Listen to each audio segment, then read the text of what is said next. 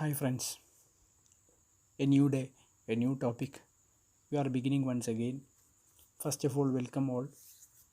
So, this is our second lecture for the second day. Basics of income tax videos already നമ്മൾ post ചെയ്തിട്ടുണ്ടായിരുന്നു. അതിൽ കൺഫ്യൂഷൻസും ക്ലാരിഫിക്കേഷൻസൊക്കെ ചോദിച്ചവർക്ക് നമ്മൾ clear ചെയ്ത് കൊടുത്തായിരുന്നു. സോ നിങ്ങൾ ആദ്യമായിട്ടാണ് നിങ്ങൾ ഈ വീഡിയോ കാണുന്നതെങ്കിൽ നമ്മുടെ previous video basic concepts YouTube ചാനലിലുണ്ട്. So please do watch that, understand all the concepts. In case of any query, please do feel free to contact me. So today we are going to discuss another important chapter having a lot of examination relevance. The name of our chapter is Residential Status and Scope of Total Income.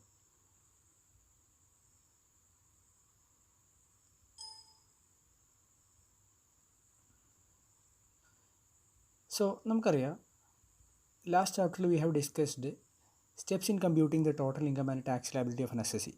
ഒരു അസസിയുടെ total ഇൻകവും tax ലയബിലിറ്റിയും compute ചെയ്യുന്നതിൽ ആദ്യത്തെ step എന്ന് പറഞ്ഞാൽ determination of residential status ആണ്. Why are we computing the residential status of an assessee? See, we can understand that നമ്മൾ ഇൻകം ടാക്സിൽ ഇൻകം കമ്പ്യൂട്ട് ചെയ്തിട്ട് അതിൽ നിന്നും ടാക്സബിൾ ഇൻകം എടുത്തിട്ട് ആ ടാക്സബിൾ ഇൻകത്തിന്മേൽ റേറ്റ്സ് അപ്ലൈ ചെയ്തിട്ടാണ് ഒരു അസസിയുടെ ടാക്സ് ലയബിലിറ്റി നമ്മൾ കണ്ടെത്തുന്നത്. ഈ ടാക്സാണ് ഇൻകം ടാക്സ് കളക്ട് ചെയ്യുന്നത്. അപ്പോൾ ഇൻകംസ് ആണ് അല്ലെങ്കിൽ ടാക്സ് ഉണ്ടാകുന്നത് ഇൻകത്തിൽ നിന്നാണ്. അപ്പോൾ ഏതൊക്കെ ഇൻകത്തിനാണ് ഒരു അസസി ടാക്സ് കൊടുക്കേണ്ടതെന്നുള്ളതാണ് മോസ്റ്റ് റിലവൻ്റ് ആയിട്ടുള്ളൊരു കാര്യം.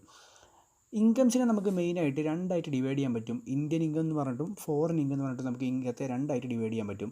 അപ്പോൾ ഇതിൽ ഏതൊക്കെ ഇൻകത്തിന്മേണ് ഒരു അസസി ടാക്സ് കൊടുക്കേണ്ടത് എന്ന് നമ്മൾ തീരുമാനിക്കാൻ പോകുന്നത് ആ അസസിയുടെ റെസിഡൻഷ്യൽ സ്റ്റാറ്റസിൻ്റെ ബേസിലാണ്. I repeat once again, incomes under income tax can be broadly divided into two types, Indian income and foreign income. And based on the residential status of an assessee, we are going to decide what are the incomes taxed in the hands of each assessees. അപ്പോൾ residential സ്റ്റാറ്റസിൻ്റെ ബേസിലായിരിക്കും ഒരു assessee Indian ഇൻകത്ത് വേണോ അതോ foreign ഇൻകത്ത് വേണോ അതോ both ഇൻകത്ത് വേണോ ഇന്ത്യയിൽ income tax അടക്കേണ്ടതെന്നുള്ളത് നമ്മൾ തീരുമാനിക്കേണ്ടത്. അതിന് വേണ്ടിയിട്ടാണ് നമ്മൾ എന്ത് ചെയ്യുന്നത്, റെസിഡൻഷ്യൽ സ്റ്റാറ്റസ് കമ്പ്യൂട്ട് ചെയ്യുന്നത്. So please keep in your mind that the tax liability or the scope of income of an assessee is determined by the residential status of an assessee.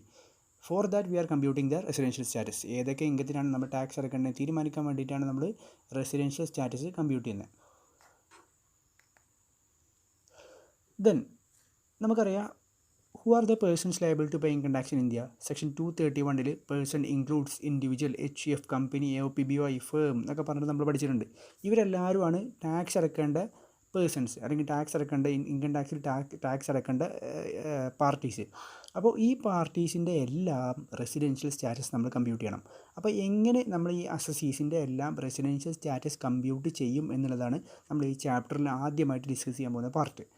രണ്ടാമത്തെ part, residential status നമ്മൾ compute ചെയ്ത് കഴിഞ്ഞാൽ ഏതൊക്കെ residential status ഉള്ള ആളുകൾ ഏതൊക്കെ ഇൻകത്തുമേ tax അടക്കണം എന്നുള്ള പോയിൻ്റാണ് പിന്നീട് നമ്മൾ ഡിസ്കസ് ചെയ്യാനുള്ളത്. That is what we call scope of income.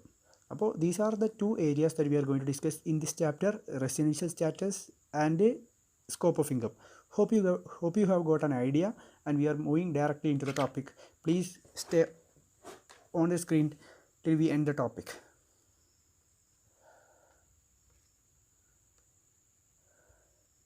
So residential status നമ്മൾ തീരുമാനിക്കേണ്ടത് എല്ലാ അസസീസിനും ഡിഫറെൻറ്റ് മെത്തേഡിലൂടെയാണ് അല്ലെങ്കിൽ ഡിഫറെൻറ്റ് ബേസിസിലാണ് അസസീസിൻ്റെ റെസിഡൻഷ്യൽ സ്റ്റാറ്റസ് നമ്മൾ എന്ത് ചെയ്യുക തീരുമാനിക്കുക. അപ്പോൾ അസസീസ് എന്ന് പറഞ്ഞാൽ section 231 we have already discussed. Assessee includes individual, HUF, company, AOP etcetera. So ഇൻഡിവിജ്വലിൻ്റെ റെസിഡൻഷ്യൽ സ്റ്റാറ്റസ് നമ്മൾ തീരുമാനിക്കുന്ന ബേസിസ് അല്ലെങ്കിൽ വാട്ട് വി സേ ക്രൈറ്റീരിയൻ എന്ന് പറഞ്ഞു കഴിഞ്ഞാൽ the criteria or the basis for determining the residential status of an individual is period of stay in India. How many days has he stayed in India? എത്ര ദിവസം ഇന്ത്യയിൽ താമസിച്ചു എന്നതിൻ്റെ ബേസിലാണ് നമ്മൾ ഇൻഡിവിജ്വലിൻ്റെ റെസിഡൻഷ്യൽ സ്റ്റാറ്റസ് കമ്പ്യൂട്ട് ചെയ്യുക. അപ്പോൾ ഇൻഡിവിജ്വലിൻ്റെ റെസിഡൻഷ്യൽ സ്റ്റാറ്റസ് നമ്മൾ കമ്പ്യൂട്ട് ചെയ്യുക, how many days has he stayed in India. That means the basis of computation is period of stay in India. The next one, individual അല്ലാത്ത ടീം ഉണ്ടാവുമല്ലോ, നമ്മുടെ company, firm, AOPBY, ഇവരുടെ basis, the basis for determining the residential status of an assessee other than individual is control and management, ആ എൻറ്റിറ്റിയുടെ control and management. Say for example we are going to decide the residential status of a company. Then the basis for determining the residential status is where the control and management of that company is existing. അതാണ് basis. പക്ഷേ ഇൻഡിവിജ്വലിൻ്റെ കേസിലാണെങ്കിലോ period of days, that means number of days stayed in India. Then my next question is that നമ്മൾ ഇപ്പോൾ citizenship, നമ്മൾ normally once ഉള്ള ഒരാൾ citizenship എടുക്കുക, സിറ്റിസൺ ആയിക്കഴിഞ്ഞാൽ പിന്നെ ത്രൂ ഔട്ട് അയാൾ ആ കൺട്രിയുടെ സിറ്റിസണാണ് അല്ലേ. അതേപോലെ ഈ റെസിഡൻഷ്യൽ സ്റ്റാറ്റസ് നമ്മൾ വൺസ് ആണോ കമ്പ്യൂട്ട് ചെയ്യുക, അതോ എല്ലാ ഇയറിലും കമ്പ്യൂട്ട് ചെയ്യുമോ, എല്ലാവർക്കും എല്ലാ വർഷവും റെസിഡൻഷ്യൽ സ്റ്റാറ്റസ് സെയിം ആയിരിക്കുമോ ഡിഫറെൻ്റ് ആയിരിക്കുമോ? That is the question that I want to ask you now. Listen. ഒരാൾ ഇന്ത്യയിൽ താമസിക്കുന്നുണ്ട്, എബ്രോഡും താമസിക്കുന്നുണ്ട്. അങ്ങനെയുള്ള ഒരാളാണെന്നുണ്ടെങ്കിൽ അയാൾ ഈ വർഷം ചിലപ്പോൾ ഇന്ത്യയിലായിരിക്കാം, അടുത്ത വർഷം അല്ല അടുത്ത ഫിനാൻഷ്യൽ ഇയറിൽ അയാൾ ഇന്ത്യയിലോട്ട് വരുന്നേ ഉണ്ടാവില്ല. അപ്പോൾ അങ്ങനെയാണെങ്കിൽ ഈ 2 വർഷം, ഇപ്പോൾ ഇയർ 1 അയാൾ ഇന്ത്യയിലാണ്, ഇയർ 2 അയാൾ എബ്രോഡാണ്. അങ്ങനെയെങ്കിൽ ഇയർ 1 2 ഇയാളുടെ റെസിഡൻഷ്യൽ സ്റ്റാറ്റസ് സെയിം ആവുമോ? ഒരിക്കലും ആവില്ല. So the first thing that you need to understand is that the residential status of every individuals may be changing. It may not be same always. എല്ലാ സമയവും ഇത് same ആവണമെന്നില്ല. അപ്പോൾ നമ്മൾ റെസിഡൻഷ്യൽ സ്റ്റാറ്റസ് നമ്മൾ തീരുമാനിക്കേണ്ടത് ഓരോ പ്രീവിയസ് ഇയറിനും നമ്മൾ സെപ്പറേറ്റ് എന്ത് കാണണം, റെസിഡൻഷ്യൽ സ്റ്റാറ്റസ് കമ്പ്യൂട്ട് ചെയ്യണം. Say for example I am in previous year 2019-20. When I take incomes for computing the tax liability belonging to 2019-20, I should compute the residential status of 2019-20. 19-20 previous ഇയറിൽ ഉണ്ടായ ഇൻകത്തിന് ഞാൻ 2021 tax അടക്കാൻ വേണ്ടിയിട്ട്, അല്ലെങ്കിൽ assessment year ആയി 2021 tax അടക്കുന്ന സമയത്ത് ഞാൻ 19-20 residential status ഞാൻ കമ്പ്യൂട്ട് ചെയ്യണം. പിന്നെ അതുപോലെ തന്നെ 2021 പ്രീവിയസ് ഇയർ ആകുമ്പോൾ ആ പ്രീവിയസ് ഇയറിൻ്റെ 21-22 അസസ്മെൻറ്റ് ഇയറിലാണ് ഞാൻ ടാക്സ് ലയബിലിറ്റി കമ്പ്യൂട്ട് ചെയ്യുക. ആ സമയത്ത് ഞാൻ 2021 എൻ്റെ റെസിഡൻഷ്യൽ സ്റ്റാറ്റസ് കമ്പ്യൂട്ട് ചെയ്യണം. So the point is that residential status keeps on changing. Every year we need to compute residential status separately. So ഇപ്പോൾ നമ്മൾ ഇതുവരെ പറഞ്ഞു ഇത്രേ ഉള്ളൂ. സ്കോപ്പ് ഓഫ് ഇൻകം ഡിറ്റർമൈൻ ചെയ്യാൻ വേണ്ടിയിട്ടാണ് നമ്മൾ ഓരോ അസോസിയേഷൻ്റെയും റെസിഡൻഷ്യൽ സ്റ്റാറ്റസ് കമ്പ്യൂട്ട് ചെയ്യുന്നത്. ഇൻഡിവിജ്വലിൻ്റെ റെസിഡൻഷ്യൽ സ്റ്റാറ്റസ് കമ്പ്യൂട്ട് ചെയ്യാനുള്ള ബേസിസ് എന്ന് പറഞ്ഞു കഴിഞ്ഞാൽ period of stay in India ആണ്. അതർ ദാൻ ഇൻഡിവിജ്വലിൻ്റെ ബേസിസ് എന്ന് പറഞ്ഞു കഴിഞ്ഞാൽ കൺട്രോൾ ആൻഡ് മാനേജ്മെൻ്റ് ആണ്. ഓരോ പ്രീവിയസ് ഇയറിലെ റെസിഡൻഷ്യൽ സ്റ്റാറ്റസാണ് നമ്മൾ എന്ത് ചെയ്യുക, കമ്പ്യൂട്ട് ചെയ്യുക. റെസിഡൻഷ്യൽ സ്റ്റാറ്റസ് എല്ലാ വർഷവും സെയിം ആയിക്കൊള്ളുന്നില്ല. It may be keeps on changing or it may be changing every year. So next നമ്മൾ വളരെ ഇൻട്രസ്റ്റിംഗ് ടോപ്പിക്കാണ്. കുറച്ച് കാര്യങ്ങൾ മാത്രം നമ്മൾ മൈൻഡിൽ വെച്ചാൽ മതി. വി ക്യാൻ കവർ എവറിത്തിങ്, അല്ലെങ്കിൽ നമുക്ക് എല്ലാ പ്രോബ്ലം അടിപൊളിയായി ചെയ്യാൻ പറ്റും. ഈസി ആയിട്ട് മനസ്സിലാക്കാവുന്ന ഏരിയാസേ ഉള്ളൂ. അപ്പോൾ ആദ്യമായിട്ട് നമ്മൾ കമ്പ്യൂട്ട് പോകുന്നത് determination of residential status of individual. ഇൻഡിവിജ്വലിൻ്റെ റെസിഡൻഷ്യൽ സ്റ്റാറ്റസ് എന്ന് പറഞ്ഞാൽ mainly it can be of 3 type. ഇൻഡിവിജ്വലിൻ്റെ റെസിഡൻഷ്യൽ സ്റ്റാറ്റസ് പറഞ്ഞാൽ mainly it can be of 3 type. The first one is resident and ordinarily resident, and the second one is resident but not ordinarily resident, and the last one is non resident. So I repeat once again. നമ്മളിപ്പോൾ discuss ചെയ്യാൻ പോകുന്നത് how to determine the residential status of individual. Individual is having 3 residential statuses which are resident and ordinarily resident but not ordinarily resident, and finally non-resident. ഈ resident and ordinarily resident I would like to call it as ROR. What did I say? ROR, resident and ordinarily resident. Then resident but not ordinarily resident I would like to call RBNOR. And the last one is RBNOR, non-resident NR. So the 3 residential statuses of an individual is, ഇൻഡിവിജ്വലിൻ്റെ 3 residential സ്റ്റാറ്റസുകൾ ഏതൊക്കെയാണെന്ന് ചോദിച്ചു കഴിഞ്ഞാൽ resident and ordinary resident but not ordinary resident, and the last one is non resident. ഈ RORും RBNORും റെസിഡൻറ്റിൻ്റെ ടൈപ്പുകളാണ് കേട്ടോ. RORും RBNORും റെസിഡൻറ്റിൻ്റെ ടൈപ്പുകളാണ്. അപ്പോൾ നമ്മളിനി ഡിസ്കസ് ചെയ്യാൻ പോകുന്നത് how to compute the residential status of an individual. അപ്പോൾ 3 സ്റ്റാറ്റസ് ഉള്ളത് RORും RBNORും NRും. അതിൽ റെസിഡൻറ്റിൻ്റെ ടൈപ്പുകളാണ് ആക്ച്വലി എന്ത്, RORും RBNORും. Moving on.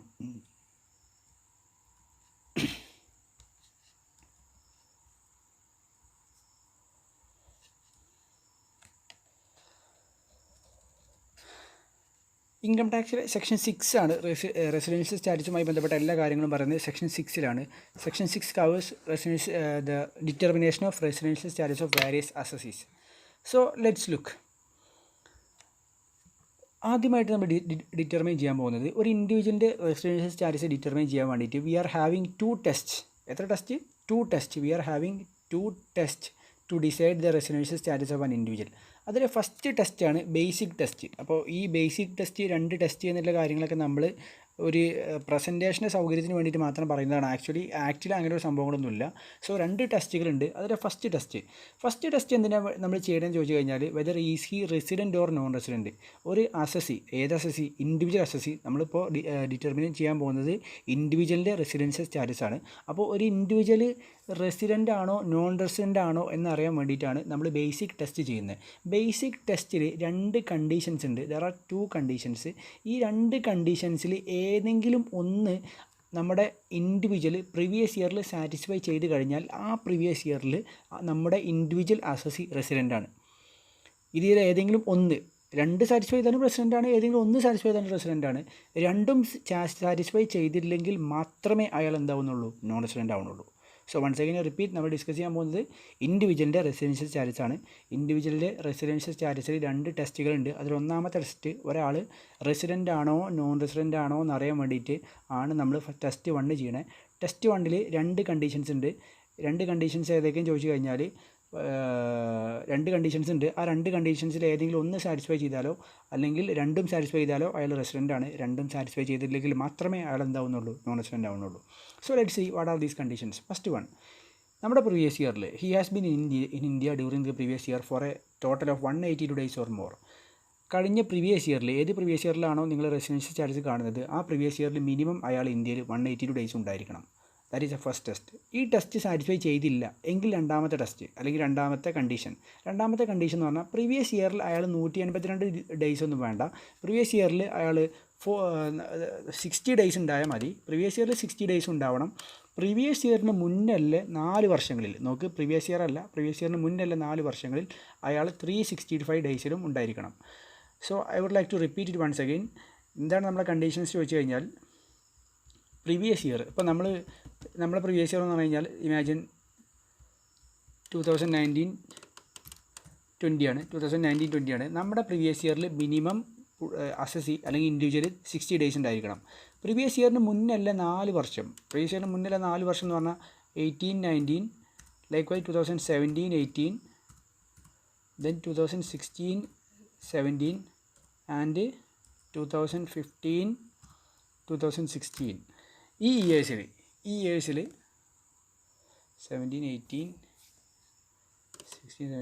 ഈ ഇയേഴ്സിൽ നമ്മുടെ അസസി ടോട്ടലി എത്ര ഡേയ്സ് ഉണ്ടായിരിക്കണം? 365 ഡേയ്സ് ഉണ്ടാവണം. അപ്പോൾ ഈ പ്രീവിയസ് ഇയറിൽ 60 ഡേയ്സ് ഉണ്ടായിരിക്കണം, പ്ലസ് പ്രീവിയസ് ഇയറിന് മുന്നല്ല 4 വർഷങ്ങളിൽ 365 ഡേയ്സിൽ ഇന്ത്യയിൽ ഉണ്ടായിരിക്കണം. ഈ 2 കണ്ടീഷൻസാണ്, അല്ലെങ്കിൽ ഈ രണ്ട് കാര്യങ്ങളോട് കൂടി അല്ലെങ്കിൽ രണ്ടും കൂടെ ഒരുമിച്ച് നടക്കുമ്പോഴേ രണ്ടാമത്തെ കണ്ടീഷൻ അസസി സാറ്റിസ്ഫൈ ചെയ്തു എന്ന് നമ്മൾ എന്ത് ചെയ്യാൻ പറ്റുള്ളൂ? പറയാൻ പറ്റുള്ളൂ. So I would like to repeat once again.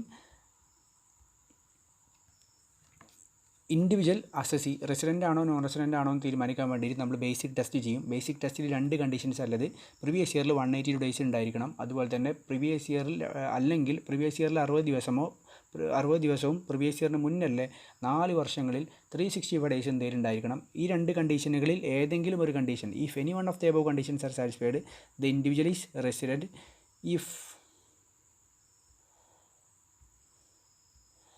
If none of the conditions are satisfied, then the individual is non-resident. This is how the residential status of an individual is decided.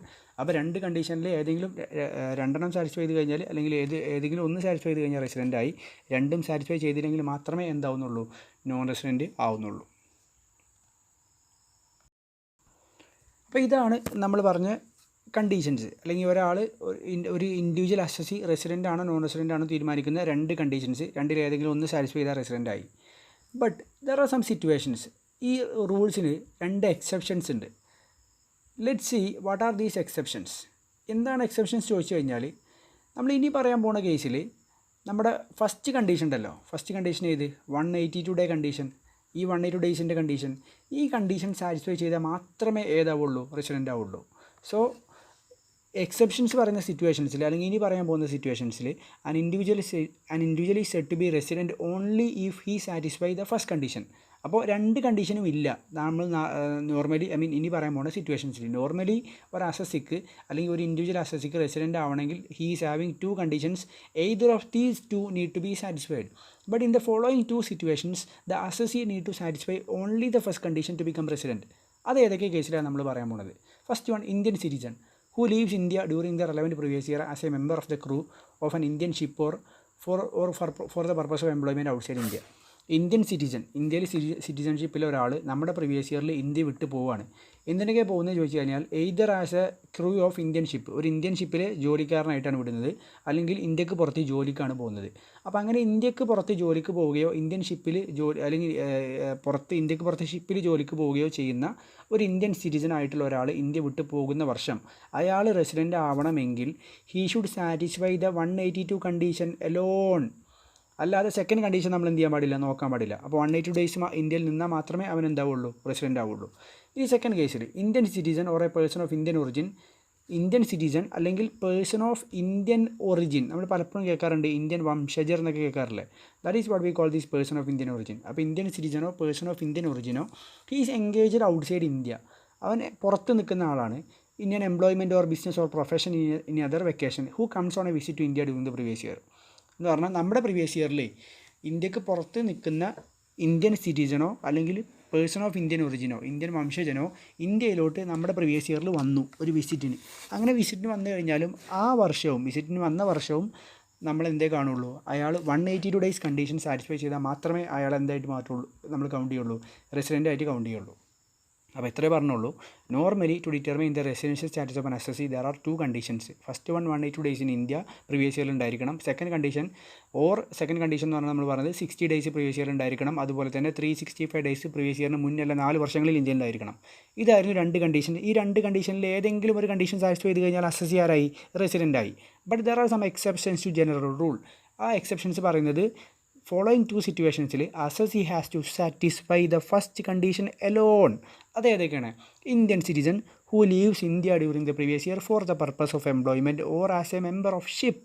Then second condition എന്ന് പറഞ്ഞാൽ Indian citizen or person of Indian origin engaged outside India who comes on a visit to India during the previous year. ഈ 2 category ആളുകൾക്കും നമ്മൾ 182 day condition മാത്രമേ നോക്കാൻ പറ്റത്തുള്ളൂ, അല്ലാതെ second condition നമ്മൾ എന്ത് ചെയ്യരുത്, നോക്കരുത്. Hope you are clear. Then ആരാണ് ഈ പേഴ്സൺ ഓഫ് ഇന്ത്യൻ ഒറിജിൻ എന്ന് പറഞ്ഞാൽ? പേഴ്സൺ ഓഫ് ഇന്ത്യൻ ഒറിജിൻ എന്ന് പറഞ്ഞാൽ either of his parents or grand parents was born in undivided India. അവൻ്റെ അച്ഛനോ അമ്മയോ, അതുപോലെ തന്നെ അച്ഛൻ്റെ അമ്മയോ, അമ്മയുടെ അച്ഛനോ അമ്മയുടെ അപ്പനോ എന്ന് പറഞ്ഞാൽ ഗ്രാൻഡ് പാരൻസ്, 4 ഗ്രാൻഡ് പാരൻസ് ഉണ്ടാവുമല്ലോ, അതുപോലെ അച്ഛനും അമ്മയും ഇവരാരെങ്കിലൊക്കെ അൺഡിവൈഡഡ് ഇന്ത്യയിൽ എന്ന് പറഞ്ഞാൽ അവൻ്റെ മുത്തച്ഛൻ 1920 ലാഹോറിലാണ് ജനിച്ചത്. അങ്ങനെയെങ്കിൽ അവൻ ആരാണ്? ഇന്ത്യൻ സിറ്റിസണാണ്, ഇന്ത്യൻ പേഴ്സൺ ഓഫ് ഇന്ത്യൻ ഒറിജിനാണ്. കാരണം അൺഡിവൈഡഡ് ഇന്ത്യൻ്റെ ഭാഗമാണ് ഇത് ലാഹോർ. ആ ഒരു രീതിയിലാണ് നമ്മൾ കാര്യങ്ങൾ മനസ്സിലാക്കേണ്ടത്. ഓക്കെ, അപ്പോൾ ഇവിടെ ഇത്രേ പറഞ്ഞിട്ടുള്ളൂ. ഇൻഡിവിജ്വലിൻ്റെ റെസിഡൻഷ്യൽ സ്റ്റാറ്റസ് നമ്മൾ ഡിസൈഡ് ചെയ്യാൻ പോകുന്നത്. അതിൽ 3 മാറ്റേഴ്സാണ് കാര്യമായിട്ടുള്ളത്. അതിൽ 2 matters already over. First one basic conditions satisfy ചെയ്ത് കഴിഞ്ഞാൽ, ഏതെങ്കിലും ഒന്ന് സാറ്റിസ്ഫൈ ചെയ്ത് കഴിഞ്ഞാൽ റെസിഡൻ്റ് ആയി. 2ഉം സാറ്റിസ്ഫൈ ചെയ്തില്ലെങ്കിൽ മാത്രമേ നോൺ റെസിഡൻ്റ് ആവുള്ളൂ. സെക്കൻഡ് സിറ്റുവേഷനിൽ നമ്മൾ പറഞ്ഞത് ബേസിക് റൂളിന് 2 എക്സെപ്ഷൻസ് ഉണ്ട്. ആ 2 കേസിൽ നമ്മൾ 182 ഡേ കണ്ടീഷൻ മാത്രമേ നോക്കാൻ പാടുള്ളൂ, അല്ലാതെ നമ്മൾ എന്ത് നോക്കാൻ പാടില്ല, സെക്കൻഡ് കണ്ടീഷനായ 60 + 365 നോക്കാൻ പാടില്ല. ഇനി ലാസ്റ്റ് വൺ, ഇതാണ് ഇൻഡിവിജ്വലിൻ്റെ റെസിഡൻഷ്യൽ സ്റ്റാറ്റസിൻ്റെ last point. If you are clear with this also, then the determination of residential status of individual is over. Residential സ്റ്റാറ്റസിൻ്റെ ഏരിയയിൽ ഏറ്റവും ഇമ്പോർട്ടൻ്റ് ആയിട്ടുള്ള area determination of residential status of individual ആണ്. So you will be having a thorough understanding once you listen this also. Second condition പറയുന്നത് വെച്ചാൽ നമ്മൾ basic test നടത്തിയപ്പോൾ നമ്മൾ തീരുമാനിച്ചത് whether is he a resident or non resident എന്നല്ലേ? Yes. അപ്പോൾ നമുക്കറിയാം റെസിഡൻറ്റ് എന്ന് പറഞ്ഞാൽ 2 ടൈപ്പ് ഉണ്ട്. ഞാൻ മുകളിൽ പറഞ്ഞിരുന്നു. Resident is of 2 types, resident and ordinary resident, resident but not ordinary resident അല്ലേ? അപ്പോൾ നമ്മൾ ഒരാൾ നമ്മുടെ ബേസിക് ടെസ്റ്റ് സാറ്റിസ്ഫൈ ചെയ്ത് കഴിഞ്ഞാൽ അവൻ ആരായി? റെസിഡൻ്റ് ആയി കഴിഞ്ഞാൽ പിന്നെ നമ്മൾ നോക്കേണ്ടത് ഇവൻ ROR ആണോ അതോ RBNOR ആണോ നോക്കണം. ROR means resident and ordinary resident, രണ്ടാമത്തെ resident but not ordinary resident. അപ്പോൾ ഞാൻ ഉദ്ദേശിച്ചത്രേ ഉള്ളൂ. നമ്മൾ ആദ്യം ബേസിക് കണ്ടീഷൻസ് വെച്ച് ടെസ്റ്റ് ചെയ്യും. ടെസ്റ്റ് ചെയ്യുന്ന സമയത്ത് നമ്മൾ എക്സെപ്ഷൻസ് കേസ് ആണെങ്കിൽ 182 മാത്രമേ നോക്കാൻ പറ്റുള്ളൂ. എക്സെപ്ഷൻ കേസിൽ പറയാത്തതാണെങ്കിൽ 2 കണ്ടീഷനിൽ ഏതെങ്കിലും ഒന്ന് സാറ്റിസ്ഫൈ ചെയ്യുന്നുണ്ടോ നോക്കുക. അപ്പോൾ സാറ്റിസ്ഫൈ ചെയ്ത് കഴിഞ്ഞാൽ അവൻ ആരായി? റെസിഡൻ്റ് ആയി. ഇനി രണ്ടും സാറ്റിസ്ഫൈ ചെയ്തില്ലെങ്കിലോ അവൻ്റെ കാര്യം തീരുമാനമായി. അവൻ ആരാ? Non resident. പിന്നെ അവനോട് ചോദ്യമില്ല, വർത്താനമില്ല. He is non resident. But ഏതെങ്കിലും ഒന്ന് സാറ്റിസ്ഫൈ ചെയ്ത് കഴിഞ്ഞാൽ അവൻ ആരായി? റെസിഡൻ്റായി. റെസിഡൻ്റ് ആയി കഴിഞ്ഞാൽ പിന്നെ നമ്മൾ അവൻ്റെ സെക്കൻഡ് സെഗ്മെൻറ്റിലോട്ട് കൊണ്ടുപോകണം. ഏതാണ് സെക്കൻഡ് സെഗ്മെൻറ്റ്? നമ്മുടെ ടെസ്റ്റ് ടു എന്തിനാ ചോദിച്ചു കഴിഞ്ഞാൽ ഇവൻ ഏത് റെസിഡൻ്റാണ് എന്ന് നമുക്കറിയണം. ഏതൊക്കെ റെസിഡൻ്റ് അപ്പോൾ നമുക്ക് അറിയാവുന്നതില്ലത്. റെസിഡൻ്റ് ആൻഡ് ഓർഡിനറി റെസിഡൻറ്റും ഉണ്ട്, റെസിഡൻറ്റ് ബട്ട് നോട്ട് ഓർഡിനറി റെസിഡൻറ്റും ഉണ്ട്. ROR RB NOR ഫോർ അവർ കൺവീനിയൻസ്. അപ്പോൾ ഇവൻ ROR ആണോ RB NOR ആണോ എന്ന് ഞാൻ അറിയണം. അതിനാണ് ഞാൻ എന്ത് ചെയ്യേണ്ടത്? നമുക്ക് സെക്ഷൻ 6 2 അഡീഷണൽ കണ്ടീഷൻസ് പറയുന്നുണ്ട്. ഈ 2 അഡീഷണൽ കണ്ടീഷൻസ് ഇവൻ സാറ്റിസ്ഫൈ ചെയ്യുന്നുണ്ടോ നോക്കണം. അപ്പോൾ ഈ അഡീഷണൽ കണ്ടീഷൻസ് ചെക്ക് ചെയ്യുന്ന ടെസ്റ്റാണ് ആക്ച്വലി ഏത്? Test 2. So moving on to test 2.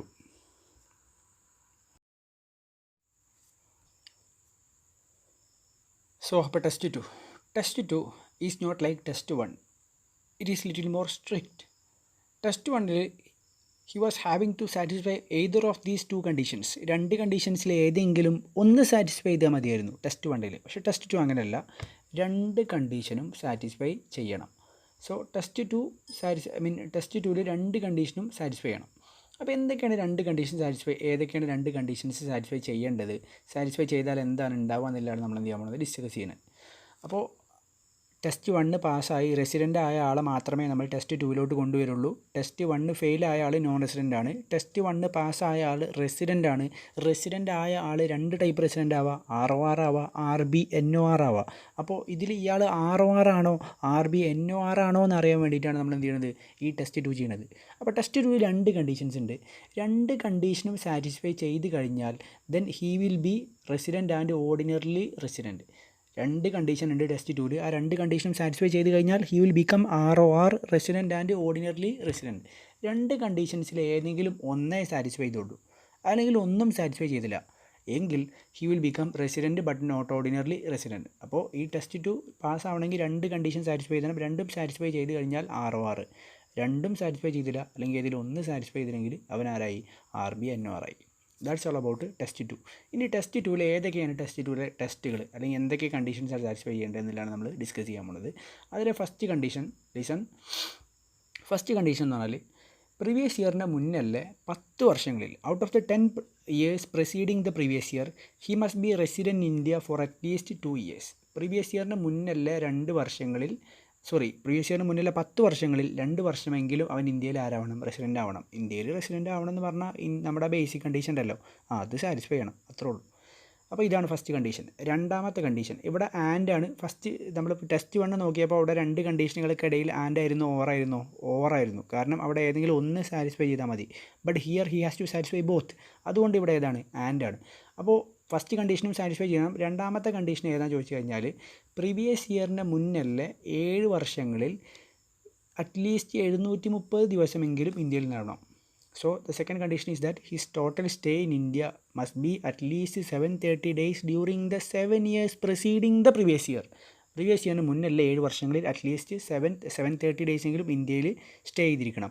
ഈ 2 കണ്ടീഷനും, ഫസ്റ്റ് കണ്ടീഷൻ പ്രീവിയസ് ഇയറിന് മുന്നിലെ 10 വർഷങ്ങളിൽ 2 വർഷം റെസിഡൻറ്റ്, പ്രീവിയസ് ഇയറിന് മുന്നിലെ 7 വർഷങ്ങളിൽ 730 ദിവസം ഇന്ത്യയിൽ സ്റ്റേ.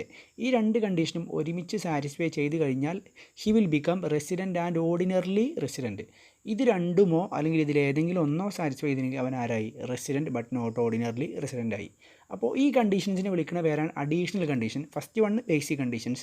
അഡീഷണൽ കണ്ടീഷൻസിൻ്റെ ഒരു പ്രത്യേകത എന്താ പറഞ്ഞു കഴിഞ്ഞാൽ നമ്മൾ പ്രീവിയസ് ഇയറിൻ്റെ റെസിഡൻഷ്യൽ സ്റ്റാറ്റസ് ആണ് നമ്മൾ കാണുന്നത് എങ്കിലും ഇത് ഏതുമായി അല്ലെങ്കിൽ അഡീഷണൽ കണ്ടീഷൻ ഫുള്ള് റെഫർ ചെയ്യുന്നത് ഏത് ഇയറാണ്? പ്രീവിയസ് ഇയറിന് മുന്നല്ല വർഷങ്ങളാണ്. That is the peculiarity. അപ്പോൾ റെസിഡൻഷ്യൽ സ്റ്റാറ്റസ് ഓഫ് ഇൻഡിവിജ്വൽ ഇത്ര നമ്മൾ പറഞ്ഞിട്ടുള്ളൂ. ഏതൊരു ഇൻഡിവിജ്വലിൻ്റെ റെസിഡൻഷ്യൽ സ്റ്റാറ്റസ് കാണാൻ വേണ്ടിയിട്ട് ബേസിക് ടെസ്റ്റിൽ ഇരുത്തുക. ടെസ്റ്റിൽ ഏതെങ്കിലും ഒരു കണ്ടീഷൻ സാറ്റിസ്ഫൈ ചെയ്താൽ റെസിഡൻ്റ് ആകുമ്പോൾ ശ്രദ്ധിക്കേണ്ടത് വെച്ചാൽ എക്സെപ്ഷൻസ് പറഞ്ഞ കേസ് ഉണ്ട്. Indian citizen leaving India for എംപ്ലോയ്മെൻറ്റോ അല്ലെങ്കിൽ മെമ്പർ ഓഫ് ഷിപ്പോ അല്ലെങ്കിൽ person of Indian origin or Indian citizen comes on a visit to India during the previous ഇയറോ ആണെങ്കിൽ 182 വച്ച് മാത്രമേ നോക്കാൻ പറ്റുള്ളൂ നമ്മുടെ റെസിഡൻഷ്യൽ സ്റ്റാറ്റസ്. അല്ലാതെ 2 കണ്ടീഷൻ വെച്ച് നോക്കാൻ പറ്റത്തില്ല. അപ്പോൾ അങ്ങനെ നമ്മൾ റെസിഡൻ്റ് ആണെങ്കിൽ ഫൈൻ, നമ്മൾ ടെസ്റ്റ് 2 കൊണ്ടുവരാം. നോൺ റെസിഡൻ്റ് ആണെങ്കിൽ പിന്നെ ഒന്നും ചെയ്യാനില്ല. ടെസ്റ്റ് 2 2 കണ്ടീഷൻസ് ഉണ്ട്. ഈ 2 കണ്ടീഷനും സാറ്റിസ്ഫൈ ചെയ്ത് കഴിഞ്ഞാൽ ആ റെസിഡൻറ്റ് ROR ആയി, റെസിഡൻ്റ് ആൻഡ് ഓർഡിനറിലി റെസിഡൻ്റ് ആയി. ടെസ്റ്റ് 2 ഫെയിൽ ആയി കഴിഞ്ഞാലോ RB NOR ആയി. ഒരിക്കലും ടെസ്റ്റ് 2 ഫെയിൽ ആയി കഴിഞ്ഞാൽ അവനെടുത്തിട്ട് നോൺ റെസിഡൻ്റ് ആക്കരുത്. ദ റീസൺ ഇസ് ദാറ്റ് അവൻ ഓൾറെഡി റെസിഡൻ്റ് ആയതുകൊണ്ടാണ് ടെസ്റ്റ് 2 വന്നത്. പിന്നെയും അവൻ എന്താക്കരുത്, നോൺ റെസിഡൻ്റ് ആക്കരുത്. ഓക്കെ, അപ്പോൾ ടെസ്റ്റ് 2 ഫെയിൽ ആയി കഴിഞ്ഞാൽ RB NOR, ടെസ്റ്റ് 2 പാസ്സായി കഴിഞ്ഞാൽ ROR, ടെസ്റ്റ് 1 ഫെയിൽ ആയി കഴിഞ്ഞാൽ NR. ഫൈൻ. ഇനി there are some general facts about നമ്മൾ റെസിഡൻഷ്യൽ ചാർജസ് കമ്പ്യൂട്ട് ചെയ്യുമ്പോൾ. അപ്പോൾ നമുക്കറിയാം ഇൻഡിവിജ്വലിൻ്റെ റെസിഡൻഷ്യൽ ചാർജസ് നമ്മൾ കമ്പ്യൂട്ട് ചെയ്യുന്ന complete period of stay in ഇന്ത്യയാണ്. അപ്പോൾ എങ്ങനെയാണ് ഒരാൾ ഇന്ത്യയിൽ, ഇപ്പോൾ ഒരു ഇന്ത്യക്കാരൻ ഇന്ത്യയിൽ നിൽക്കുന്ന നമ്മളൊരു കുമാരേട്ടൻ അല്ലെങ്കിൽ രാജു അല്ലെങ്കിൽ ജോണേട്ടൻ, ഇവരൊന്നും ഇന്ത്യക്ക് പുറത്തേക്ക് പോകുന്നേ ഇല്ല. അപ്പോൾ ഇവരെ റെസിഡൻഷ്യൽ ചാർജസൊക്കെ നമ്മൾ കൂട്ടി മനക്കോട്ട ഇട്ടേണ്ട ആവശ്യമുണ്ടോ? ഇല്ല. He is staying in India for the 365 days. അപ്പോൾ എല്ലാ കണ്ടീഷനും പക്കയായിരിക്കും. അപ്പോൾ ഇവന്മാരൊക്കെ ആരായിരിക്കും? ROR ആയിരിക്കും. ആർക്കാണ് ഈ പ്രശ്നം വരിക? ഇന്ത്യക്ക് പുറത്ത് പോകുന്ന ആളുകൾക്കാണ് കാര്യമായിട്ട് എന്ത് ചെയ്യുക, ഈ പ്രശ്നങ്ങളൊക്കെ വരും. അപ്പോൾ നമ്മുടെ പ്രവാസിയായിട്ടുള്ള നമ്മുടെ വീട്ടിൽ ഫാദർ അതുപോലെ നമ്മുടെ ബ്രദേഴ്സ് ഉണ്ടാവും, ഫ്രണ്ട്സ്, അങ്കിൾസ്, ഓൺസ്, ഇവരൊക്കെ ഉണ്ടാവും. ഇവർക്കൊക്കെയാണ് ഈ പ്രശ്നം വരിക. കാരണം അവരുടെ പീരീഡ് ഓഫ് സ്റ്റേ ഇന്ത്യയിൽ മാത്രമാണോ, അല്ലെങ്കിൽ നമ്പർ ഓഫ് ഡേയ്സ് കംപ്ലീറ്റ് ഇന്ത്യയിലാണോ നിൽക്കുന്നത്? അല്ല. ഇനി നമ്മൾ എങ്ങനെയാണ് ഒരാൾ ഇന്ത്യയിലാണോ നിന്നില്ലേ എന്നൊക്കെ വെരിഫൈ ചെയ്യുക? നമുക്ക് ഇൻകം ടാക്സിന് മുന്നിൽ നമുക്ക് കള്ളം പറയാൻ പറ്റുമോ? ഒരിക്കലും പറ്റത്തില്ല. When you leave India outside, അല്ലെങ്കിൽ ഇന്ത്യയിലോട്ട് നിങ്ങൾ വരുമ്പോഴും പോകുമ്പോഴും യു നീഡ് എ ഡോക്യുമെൻറ്റ്. ഏതാ ഡോക്യുമെൻറ്റ്? പാസ്പോർട്ട്. ഇവിടുന്ന് നിങ്ങൾ പോകുമ്പോഴും നിങ്ങൾ ഇന്ത്യയിലോട്ട് വരുമ്പോഴും അവിടെ സീൽ ചെയ്തിട്ടുണ്ടാവും correct date of departure, date of arrival എന്ന് പറഞ്ഞിട്ട്. അപ്പോൾ അത് വെച്ചാണ് ആക്ച്വലി എന്ത് ചെയ്യുക, ദാറ്റ് ഇസ് എ പ്രൂഫ്. നിങ്ങൾക്ക് ഒരിക്കലും കള്ളം പറയാൻ പറ്റത്തില്ല. That is an evidence of how many days you have stayed in India during the previous year. അപ്പോൾ പാസ്പോർട്ടാണ് ആക്ച്വലി നമ്മുടെ റെസിഡൻഷ്യൽ ചാർജ് കമ്പ്യൂട്ട് ചെയ്യാനുള്ള കൺക്ലൂസീവ് പ്രൂഫ്. അപ്പോൾ നിങ്ങളിനി ആർട്ടിക്കൽഷിപ്പൊക്കെ ചെയ്യുന്ന സമയത്ത് you will be having to check the passport of various persons to determine his residential status. That time നിങ്ങൾ ആ സമയത്ത് ഇത് മെമ്മറൈസ് ചെയ്താൽ മതി. ഫൈൻ. ഇനി റെസിഡൻഷ്യൽ ചാർജ് ഓഫ് ഇൻഡിവിജ്വൽ നമ്മൾ കാണുന്ന സമയത്ത് നമ്മൾ അണ്ടർസ്റ്റാൻഡ് ചെയ്യേണ്ട കുറച്ച് കോമൺ പോയിൻറ്റ്സ് ആണ്. First one, stay in India എന്ന് പറഞ്ഞു കഴിഞ്ഞാൽ the meaning of India include Indian territory അല്ലെങ്കിൽ ഇന്ത്യൻ ബൗണ്ടറി. ഇന്ത്യ എന്ന് പറഞ്ഞാൽ ഇന്ത്യൻ്റെ എല്ലാ ബൗണ്ടറി, അത് ലാൻഡിൽ മാത്രം ആവണമെന്നില്ല. എന്താ പറയുക, ടെറിട്ടോറിയൽ വാട്ടേഴ്സ്. ഇന്ത്യക്ക് സമുദ്രാതിർത്തി ഉണ്ട്. അപ്പോൾ സമുദ്രാതിർത്തിയിൽ നിന്നാലും ടെറിട്ടോറിയൽ വാട്ടേഴ്സിൽ നിങ്ങൾ നിന്ന് കഴിഞ്ഞാലും അത് ഇന്ത്യയിൽ നിന്ന പോലെ തന്നെയാണ്. പിന്നെ അതുപോലെ തന്നെ period of stay need not be continuous എന്ന് പറഞ്ഞാൽ ഞാൻ ഇന്ത്യയിലോട്ട് വന്നിട്ട് ആദ്യം 2 മാസം നിന്നു, പിന്നെ പോയി, പിന്നെ ഒരു 6 മാസം കഴിഞ്ഞിട്ട് വന്നിട്ട് പിന്നെ ഒരു 4 മാസം നിന്നു, അങ്ങനെയൊക്കെ ആവാം. പീരീഡ് ഓഫ് സ്റ്റേ കണ്ടിന്യൂസ് ആവണമെന്നില്ല. പിന്നെ അതുപോലെ തന്നെ നമ്മളെ ഇന്ത്യയിൽ നിന്ന് ഡേയ്സ് കൗണ്ട് ചെയ്യുന്ന സമയത്ത് ഇന്ത്യയിലോട്ട് വന്ന ദിവസം അതുപോലെ തന്നെ ഇന്ത്യയിൽ നിന്ന് പോയ ദിവസം രണ്ടും നമ്മൾ ഇന്ത്യയിൽ നിന്ന പോലെയാണ് ഇന്ത്യയെ കണക്കാക്കുക. I repeat once again, when you count the number of days stayed in India, the day of incoming and the day of outgoing from India will be counted as period of stay in India. ഇന്ത്യയിൽ നിന്ന പോലെയാണ് ഇന്ത്യയിൽ നിന്ന് പോയ ദിവസവും അതുപോലെ ഇന്ത്യയിലേക്ക് വന്ന ദിവസം നമ്മൾ എന്ത് ചെയ്യുക, കൗണ്ട് ചെയ്യുക. പിന്നെ അതുപോലെ തന്നെ സിറ്റിസൺഷിപ്പും റെസിഡൻസ് ചാർജും തമ്മിൽ യാതൊരു ബന്ധമില്ല. ഇന്ത്യൻ സിറ്റിസൺ ആയിട്ടുള്ള ആൾ, ഇപ്പോൾ സുന്ദർ പിഷായി ഇന്ത്യൻ സിറ്റിസൺഷിപ്പുള്ള ആളാണ്, പക്ഷേ ഇന്ത്യൻ റെസിഡൻ്റ് ആണോ? ഇന്ത്യയിലോട്ട് അയാൾ വല്ല മീറ്റിങ്ങിനോ എന്തിനും വന്ന് പോകുന്നേ ഉള്ളൂ, അല്ല 152 ദിവസം ഒന്നും ഇന്ത്യയിലോട്ട് വരുന്നില്ല. അപ്പോൾ അയാൾ എന്തല്ല, റെസിഡൻ്റ് അല്ല. സോ ഇത്രേ ഉള്ളൂ. Residential status has nothing to do with സിറ്റിസൺഷിപ്പും റെസിഡൻസ് സ്റ്റാറ്റസും രണ്ടാണ്. ഇൻകം ടാക്സ് ചാർജ് ചെയ്യുന്നത് it is not based on citizenship, it is based on the residential status. Next വേണമെന്ന് വെച്ചാൽ that is an important thing. As per CBDT circular, CBDTൻ്റെ information പ്രകാരം Indian citizen ഒരു member of crew ആയിട്ട് അല്ലെങ്കിൽ ഷിപ്പിലെ മെമ്പറായിട്ട് ഇന്ത്യയിലോട്ട് പോവുകയാണെങ്കിൽ ഇന്ത്യയിൽ നിന്ന് ലീവ് ചെയ്യുന്ന സമയത്ത് കണ്ടിന്യൂസ് ഡിസ്ചാർജ് സർട്ടിഫിക്കറ്റ് എന്ന് പറഞ്ഞിട്ടൊരു സർട്ടിഫിക്കറ്റ് ഉണ്ടാവും. There will be certificate called continuous discharge certificate. ഈ കണ്ടിന്യൂസ് ഡിസ്ചാർജ് സർട്ടിഫിക്കറ്റിൽ ഒരു ഡേറ്റ് ഓഫ് ജോയിനിങ് ഉണ്ടാവും. ഡേറ്റ് ഓഫ് ജോയിനിങ് എന്ന് പറഞ്ഞാൽ ആ ഷിപ്പിൽ അയാൾ ചേർന്ന ദിവസം. അതുപോലെ തന്നെ നമ്മൾ ഇയാൾ ഇന്ത്യയിലോട്ട് ഷിപ്പ് തിരിച്ചു വന്നിട്ട് ഇന്ത്യയിൽ ഇയാൾ ഇറങ്ങുന്ന സമയത്തും ഈ ഇതേ കണ്ടിന്യൂസ് ഡിസ്ചാർജ് സർട്ടിഫിക്കറ്റിൽ എന്തുണ്ടാവും വെച്ചാൽ സൈനിങ് ഓഫ് ഡേറ്റ് ഉണ്ടാവും. ഇപ്പോൾ 2 ഡേറ്റ്, സൈനിങ് ഓഫ് ഡേറ്റ് ഉണ്ടാവും, ഡേറ്റ് ഓഫ് ജോയിനിങ് ഡേറ്റ് ഉണ്ടാവും. അപ്പോൾ ഇയാളൊരു ഇന്ത്യൻ സിറ്റിസണായിട്ട് ഒരു മെമ്പർ ഓഫ് ക്രൂ ഇന്ത്യൻ ഷിപ്പിൽ പുറത്ത് പോവുകയാണെങ്കിൽ അല്ലെങ്കിൽ ഷിപ്പിൽ പുറത്ത് പോവുകയാണെന്നുണ്ടെങ്കിൽ ഈ കണ്ടിന്യൂസ് ഡിസ്ചാർജ് സർട്ടിഫിക്കറ്റിൽ എഴുതുന്ന ഡേറ്റ് ഓഫ് ജോയിനിങ്ങും ഡേറ്റ് ഓഫ് സൈനിങ് ഓഫും ഈ പീരീഡ് ഉണ്ടല്ലോ. അപ്പോൾ date of joining January 1, date of signing off January 31. അപ്പോൾ ഈ പീരീഡിൽ ഒരു 31 ദിവസം ഉണ്ടല്ലോ. ആ 31 ദിവസം നമ്മൾ റെസിഡൻഷ്യൽ ചാർജ് കമ്പ്യൂട്ട് ചെയ്യുമ്പോൾ പീരീഡ് ഓഫ് സ്റ്റേ ഇൻ ഇന്ത്യയിൽ നിന്ന് എന്ത് ചെയ്യണം, എക്സ്ക്ലൂഡ് ചെയ്യണം. എന്ന് പറഞ്ഞാൽ അയാൾ ഇന്ത്യയിലല്ല നിൽക്കുന്നത് ആ പീരീഡിൽ, അത്രേ ഉള്ളൂ. അപ്പോൾ കൂടുതലായി എന്ന് പറഞ്ഞാൽ ഇന്ത്യക്ക് പുറത്താണല്ലോ അയാൾ ഷിപ്പിൽ മെമ്പറായി പോയി കഴിഞ്ഞാൽ. അപ്പോൾ പോയ ആ പീരീഡ് ഒന്നും കൂടെ സ്പെസിഫിക് ആയിട്ട് പറയുന്നുണ്ട്. കണ്ടിന്യൂസ് ഡിസ്ചാർജ് സർട്ടിഫിക്കറ്റിൽ period of stay in India ആയിട്ട്, ഐ മീൻ ഡേറ്റ് ഓഫ് ജോയിനിങ്ങിനും ഡേറ്റ് ഓഫ് സൈനിങ് ഓഫും ആയിട്ട് എഴുതിയ പീരീഡ് എന്ത് ചെയ്യുക, അങ്ങോട്ട് റിമൂവ് ചെയ്യുക. ഇതാണ് റെസിഡൻഷ്യൽ സ്റ്റാറ്റസിൻ്റെ കേസ്. അപ്പോൾ റെസിഡൻഷ്യൽ സ്റ്റാറ്റസ് പറഞ്ഞപ്പോൾ നമ്മൾ എന്തൊക്കെ പറഞ്ഞിട്ടുള്ളൂ, ഇത്രേ ഉള്ളൂ. ബേസിക് കണ്ടീഷൻസ് പാസ്സായി കഴിഞ്ഞാൽ ഏതെങ്കിലും ഒന്ന് സാറ്റിസ്ഫൈ ചെയ്ത് കഴിഞ്ഞാൽ പാസ്സായി. ഏതൊക്കെ കണ്ടീഷൻ, 182 ഡേയ്സ് പ്രീവിയസ് ഇയറിൽ, ഇപ്പോൾ തന്നെ പഠിച്ചു പോവുക. 182 ഡേയ്സ് പ്രീവിയസ് ഇയറിൽ 60 അല്ലെങ്കിൽ പ്രീവിയസ് ഇയറിൽ 60 + 365 പ്രീവിയസ് ഇയറിന് മുന്നിലെ 4 വർഷങ്ങളിൽ ഈ 2 കണ്ടീഷനിൽ ഏതെങ്കിലും ഒന്ന് സാറ്റിസ്ഫൈ ചെയ്ത് കഴിഞ്ഞാൽ റെസിഡൻ്റായി, ഏതും സാറ്റിസ്ഫൈ ചെയ്തില്ലെങ്കിൽ നോൺ റെസിഡൻ്റായി. പിന്നെ എക്സെപ്ഷൻസ് ഉണ്ട്. Indian citizen leaving India for employment purpose, അല്ലെങ്കിൽ മെമ്പർ ഓഫ് ഷിപ്പ് ക്രൂ, അല്ലെങ്കിൽ Indian citizen or person of Indian origin comes on visit India during the previous year ആണെങ്കിൽ 182 ഡേ കണ്ടീഷൻ മാത്രമേ satisfy ചെയ്യാൻ പറ്റുള്ളൂ. ഇനി ഒരാൾ റെസിഡൻ്റ് ആണെങ്കിൽ അയാളെ നമ്മൾ ടെസ്റ്റ് ടൂവിലോട്ട് ഇരുത്തും. ടെസ്റ്റ് ടൂവിൽ ഏതൊക്കെയാണ് കണ്ടീഷൻസ് ഇല്ലേ? ടെസ്റ്റ് ടൂവിലെ കണ്ടീഷൻസ് പറഞ്ഞു കഴിഞ്ഞാൽ 2 കണ്ടീഷൻസ് ഉണ്ട്. രണ്ടും സാറ്റിസ്ഫൈ ചെയ്ത് കഴിഞ്ഞാൽ ROR ആയി. ഏതെങ്കിലും ഒന്നോ രണ്ടും സാറ്റിസ്ഫൈ ചെയ്തിട്ടില്ലെങ്കിൽ RBNR ആയി. ഏതൊക്കെയാണ് രണ്ട് കണ്ടീഷൻസ് സാറ്റിസ്ഫൈ ചെയ്യാൻ വേണ്ടിയിട്ടുള്ളതെന്ന് ചോദിച്ചു കഴിഞ്ഞാൽ, ഫസ്റ്റ് വൺ പ്രീവിയസ് ഇയറിന് മുന്നല്ല 10 ഇയേഴ്സിൽ 2 ഇയേഴ്സ് റെസിഡൻ്റ് ആവണം. സെക്കൻഡ് വൺ പ്രീവിയസ് ഇയറിന് മുന്നല്ല 7 ഇയേഴ്സിൽ 730 ഡേയ്സെങ്കിലും ഇന്ത്യയിൽ നിന്നിരിക്കണം. ഇത്രേ ഉള്ളൂ റെസിഡൻഷ്യൽ സ്റ്റാറ്റസ് ഓഫ് ഇൻഡിവിജ്വൽ. അപ്പോൾ ഇതായിരുന്നു ഇതിലെ കോർ പാർട്ട്. ഇതിലൊരുപാട് പ്രോബ്ലംസ് ഒക്കെ ചെയ്യാണ്ട്. Will discuss the problem once all this discussion is over. Second one, residential status of HUF. HUF പറഞ്ഞാൽ as you know it's a family form of business. ആ കാര്യങ്ങളൊക്കെ നിങ്ങൾക്കറിയാം. HUFൻ്റെ റെസിഡൻഷ്യൽ സ്റ്റാറ്റസ് നമ്മളെങ്ങനെ compute ചെയ്യുന്നില്ലാണ് നമ്മൾ ഡിസ്കസ് ചെയ്യാൻ പോണത്. റെസിഡൻഷ്യൽ സ്റ്റാറ്റസിൻ്റെ HUFൻ്റെ റെസിഡൻഷ്യൽ സ്റ്റാറ്റസ് പറഞ്ഞാൽ it's very easy. Control and management നമുക്കറിയാം. ഇൻഡിവിജ്വലിൻ്റെ റെസിഡൻഷ്യൽ സ്റ്റാറ്റസ് മാത്രമേ നമ്മൾ പീരീഡ് ഓഫ് സ്റ്റേ ഇൻ ഇന്ത്യൻ്റെ ബേസിൽ കമ്പ്യൂട്ട് ചെയ്തുള്ളൂ. ബട്ട് അതേഴ്സിൻ്റെ സ്റ്റാറ്റസ് നമ്മൾ കാണുന്നത് ഏതിൻ്റെ ബേസിലാണ്? കൺട്രോൾ ആൻഡ് മാനേജ്മെൻറ്റ് ബേസിലാണ്. HUFൻ്റെ കൺട്രോൾ ആൻഡ് മാനേജ്മെൻറ്റ് ഹോളിയോ എന്ന് പറഞ്ഞാൽ ഫുള്ളിയോ അല്ലെങ്കിൽ പാർട്ട്ലിയോ ഇന്ത്യയിലാണെങ്കിൽ HUF is resident. Wholly or partly ഇന്ത്യയിലാണെങ്കിൽ HUF റെസിഡൻ്റ് ആണ്. ഇനി ഹോളി ഓർ പാർട്ട്ലി അല്ല, ഹോളി ഔട്ട്സൈഡ് ഇന്ത്യ ആണെങ്കിൽ, control and management wholly outside India ആണെങ്കിൽ HUF ആരായി? നോൺ റെസിഡൻ്റ് ആയി.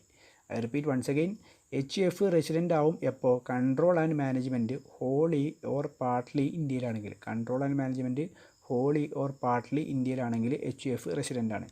ഇനി HUF നോൺ റെസിഡൻ്റ് ആണ് എപ്പോൾ? Control and management wholly outside India ആണെങ്കിൽ. ഇത്രേ ഉള്ളൂ റെസിഡൻറ്റ് ഇൻഡിവിജ്വലിൻ്റെ HUFൻ്റെ സ്റ്റാറ്റസ് കമ്പ്യൂട്ട് ചെയ്യാനുള്ള ടിപ്സ് അല്ലെങ്കിൽ സ്റ്റെപ്സ്.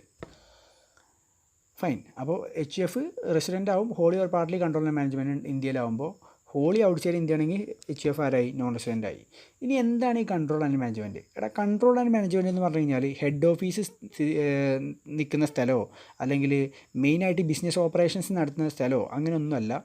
എവിടെ ഇരുന്നിട്ടാണോ ആ HUFുമായി ബന്ധപ്പെട്ട കീ മാനേജീരിയൽ ഡിസിഷൻസ് ഒക്കെ എടുക്കുന്നത്. അപ്പോൾ നോർമലി ഇപ്പോൾ HUFൻ്റെ ഒരു ഹെഡ് നമുക്കറിയാം, നമ്മൾ പഠിച്ചിട്ടുണ്ട് കർത്ത എന്ന് പറഞ്ഞ ആളാണ്. അപ്പോൾ ഈ കർത്ത എവിടെയാണോ സ്റ്റേ ചെയ്യുന്നത്? കർത്ത ഇന്ത്യയിലാണെങ്കിൽ ഉറപ്പായിട്ടും HUFൻ്റെ കൺട്രോൾ കംപ്ലീറ്റ് കർത്തയിലാണ്. അപ്പോൾ കർത്ത ഇന്ത്യയിലാവുമ്പോൾ കൺട്രോൾ ആൻഡ് മാനേജ്മെൻറ്റ് എവിടെ ആയിരിക്കും? ഇന്ത്യയിലായിരിക്കും. അപ്പോൾ കൺട്രോൾ ആൻഡ് മാനേജ്മെൻറ്റ് പറഞ്ഞാൽ where the head and brain of the business is അല്ലെങ്കിൽ HUF ഈസ് ലൊക്കേറ്റഡ്. HUFൻ്റെ കാര്യമായ തീരുമാനങ്ങളൊക്കെ എടുക്കുന്ന ഹെഡ് ആൻഡ് ബ്രെയിൻ എവിടെയാണ് ലൊക്കേറ്റ് ചെയ്തിരിക്കുന്നത്? അവിടെയാണ് നമ്മൾ HUFൻ്റെ കൺട്രോൾ ആൻഡ് മാനേജ്മെൻറ്റ് ഉണ്ട് എന്ന് പറയാം. അപ്പോൾ കൺട്രോൾ ആൻഡ് മാനേജ്മെൻറ്റിൻ്റെ ബേസിലാണ് നമ്മൾ എന്ത് ചെയ്യുന്നത്? റെസിഡൻഷ്യൽ സ്റ്റാറ്റസ് ഡിറ്റർമൈൻ ചെയ്യുന്ന HUFൻ്റെത്. ഹോളി കൺട്രോൾ ഇന്ത്യയിലാണെങ്കിൽ അല്ലെങ്കിൽ പാർട്ട്ലി കൺട്രോൾ ഇന്ത്യയിലാണെങ്കിൽ HUF റെസിഡൻ്റ് ആണ്. ഹോളി ഔട്ട്സൈഡ് ഇന്ത്യ ആണെങ്കിൽ HUF നോൺ റെസിഡൻ്റ് ആണ്. ഇനി HUFനും ഇൻഡിവിജ്വലിൻ്റെ പോലെ 3 റെസിഡൻഷ്യൽ സ്റ്റാറ്റസ് ഉണ്ട്. RORും RBNRും NRും. അപ്പോൾ NR ഏതാ നമ്മൾ പറഞ്ഞു? Control and management wholly outside India ആണെങ്കിൽ NR ആണ്. ഇനി റെസിഡൻ്റ് ആണെങ്കിൽ നമ്മുടെ HUF ROR ആണോ RBNR ആണോ നമ്മൾ നോക്കണം. അത് ഭയങ്കര ഈസിയാണ്, ഒന്നുമില്ല. നമ്മൾ HUF ഉണ്ടല്ലോ, HUFൻ്റെ കർത്ത ഉണ്ടല്ലോ, കർത്ത പറഞ്ഞാൽ ടീം ലീഡർ അല്ലെങ്കിൽ ഹെഡ്. HUFൻ്റെ കർത്ത നമ്മളെ ഇൻഡിവിജ്വൽ ROR ആവാൻ വേണ്ടിയിട്ട് പറഞ്ഞ 2 കണ്ടീഷൻസ് ഉണ്ടല്ലോ. ഏതൊക്കെയാണ് conditions? Out of the 10 years proceeding the previous ഇയറിൽ 2 ഇയേഴ്സിൽ റെസിഡൻ്റ് ആവുക, പ്ലസ് നമ്മുടെ പ്രീവിയസ് ഇയറിന് മുന്നല്ല 7 ഇയേഴ്സിൽ ഇന്ത്യയിൽ 730 ഡേയ്സ് നിൽക്കുക. ഈ 2 കണ്ടീഷൻസിൽ രണ്ടും സാറ്റിസ്ഫൈ ചെയ്ത് കഴിഞ്ഞാലല്ലേ നമ്മുടെ ഇൻഡിവിജ്വൽ അഡീഷണൽ കണ്ടീഷൻ സാറ്റിസ്ഫൈ ചെയ്തു എന്ന് നമ്മൾ പറയുകയും അതുപോലെ തന്നെ ഇൻഡിവിജ്വലിനെ നമ്മൾ എന്താക്കുകയും ചെയ്യുക? റെസിഡൻറ്റ് ആൻഡ് ഓർഡിനറി റെസിഡൻ്റ് ആക്കുക. അപ്പോൾ അത്രേ ഉള്ളൂ. ഇതേ 2 കണ്ടീഷൻ നമ്മുടെ HUFൻ്റെ കർത്ത സാറ്റിസ്ഫൈ ഉണ്ടോ നോക്കുക. അപ്പോൾ I repeat the steps once again. HUF resident ആണെങ്കിൽ HUFൻ്റെ കർത്ത ഇൻഡിവിജ്വലിൻ്റെ അഡീഷണൽ കണ്ടീഷൻ സാറ്റിസ്ഫൈ ചെയ്യുന്നുണ്ടെങ്കിൽ HUF ROR. HUF റെസിഡൻ്റ് ആണ്, കർത്ത ഇൻഡിവിജ്വലിൻ്റെ അഡീഷണൽ കണ്ടീഷൻ സാറ്റിസ്ഫൈ ചെയ്യുന്നില്ല എങ്കിൽ HUF ആരാണ്? RBNR. നോൺ റെസിഡൻ്റ് അല്ല, RBNR. അപ്പോൾ ഇത്രേ ഉള്ളൂ HUFൻ്റെ residential status. Control and management Basil decide ചെയ്യും. ഹോളി കൺട്രോൾ ആൻഡ് മാനേജ്മെൻറ്റ് ഇന്ത്യയിലാണ് അല്ലെങ്കിൽ പാർട്ട്ലി ഇന്ത്യയിലാണെങ്കിൽ HUF resident. Holy outside India ആണെങ്കിൽ HUF നോൺ റെസിഡൻറ്റ്. റെസിഡൻ്റ് ആയ HUFന് പിന്നെ നമ്മൾ അഡീഷണൽ കണ്ടീഷൻസ് ചെക്ക് ചെയ്യുക. ആരുടെ അഡീഷണൽ കണ്ടീഷൻ? HUFൻ്റെ അല്ല, HUFൻ്റെ ഹെഡായ കർത്തയുടെ അഡീഷണൽ കണ്ടീഷൻസ് രണ്ടും നമ്മുടെ കർത്ത സാറ്റിസ്ഫൈ ഉണ്ടെങ്കിൽ HUF 6 അഡീഷണൽ കണ്ടീഷൻസ് രണ്ടോ അതില്ലെങ്കിൽ ഏതെങ്കിലും ഒന്ന് സാറ്റിസ്ഫൈ ചെയ്യണില്ല എന്നുണ്ടെങ്കിൽ നമ്മുടെ HUF എന്ന് പറഞ്ഞാൽ ആരായി? RB NOR ആയി. So that's about residential status of HUF.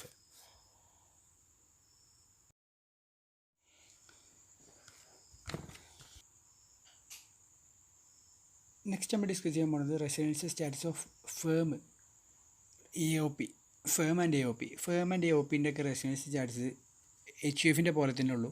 But HUFൻ്റെയും അതുപോലെ തന്നെ അതർ എൻറ്റിറ്റീസിൻ്റെയും റെസിഡൻഷ്യൽ സ്റ്റാറ്റസിലുള്ള ആകെ ഡിഫറൻസ് എന്ന് പറഞ്ഞാൽ HUF is having 3 residential statuses. ഏതൊക്കെ?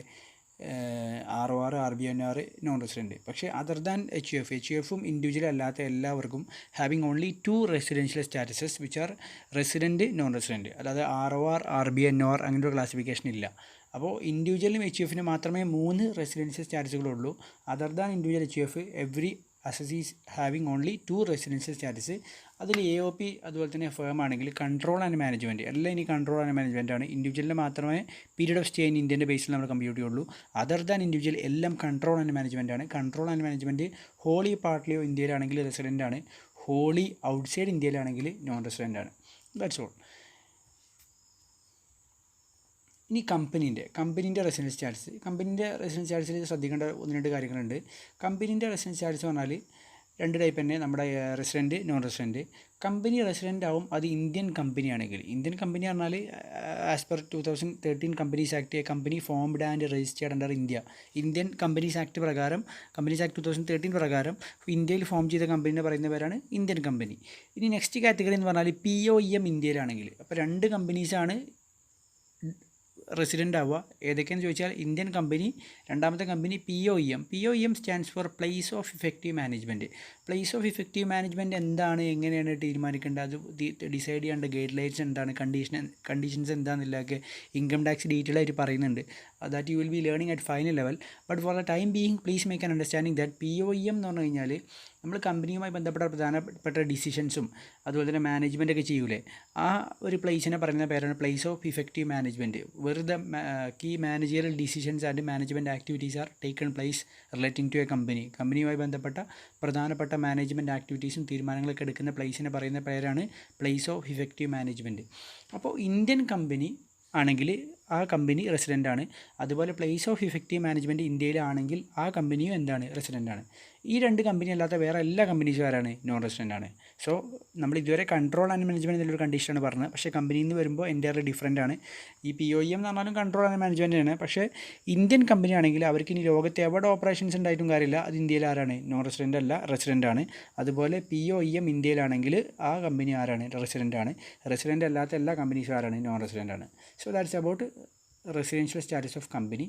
പിന്നെ ലോക്കൽ അതോറിറ്റീൻ്റെയും AGFൻ്റെയും അതൊക്കെ യൂഷ്വൽ നമ്മുടെ control and management wholly partly ഇന്ത്യയിലാണെങ്കിൽ റെസിഡൻറ്റ്, അതുപോലെ തന്നെ ഹോളി ഔട്ട്സൈഡ് ഇന്ത്യയിലാണെങ്കിൽ മാത്രമേ ആരാവുള്ളൂ? നോൺ റെസിഡൻ്റ് ആവുള്ളൂ. യൂഷ്വൽ തിങ് നമ്മൾ പറഞ്ഞ അതേ ഒരു കാര്യങ്ങൾ തന്നെ ഉള്ളൂ, വേറെ nothing new. Control and management wholly ഇന്ത്യയിലാണെങ്കിൽ, ഹോളി ഓർ പാർട്ട്ലി ഇന്ത്യയിലാണെങ്കിൽ റെസിഡൻ്റ് ആണ്. അതുപോലെ തന്നെ control and management wholly outside ഇന്ത്യയിലാണെങ്കിൽ non resident. So that's about residential status. അപ്പോൾ നമ്മൾ ഈ ഒരു ഡിസ്കഷനിലൂടെ നമ്മൾ എല്ലാ അസസീസിൻ്റെയും റെസിഡൻഷ്യൽ സ്റ്റാറ്റസ് ഇവിടെ കംപ്ലീറ്റ് ചെയ്തു. അപ്പോൾ റെസിഡൻഷ്യൽ സ്റ്റാറ്റസ് കംപ്ലീറ്റ് ചെയ്തപ്പോൾ ഇവിടെ നമ്മൾ ശ്രദ്ധിക്കേണ്ട കുറച്ച് കാര്യങ്ങളുണ്ട്.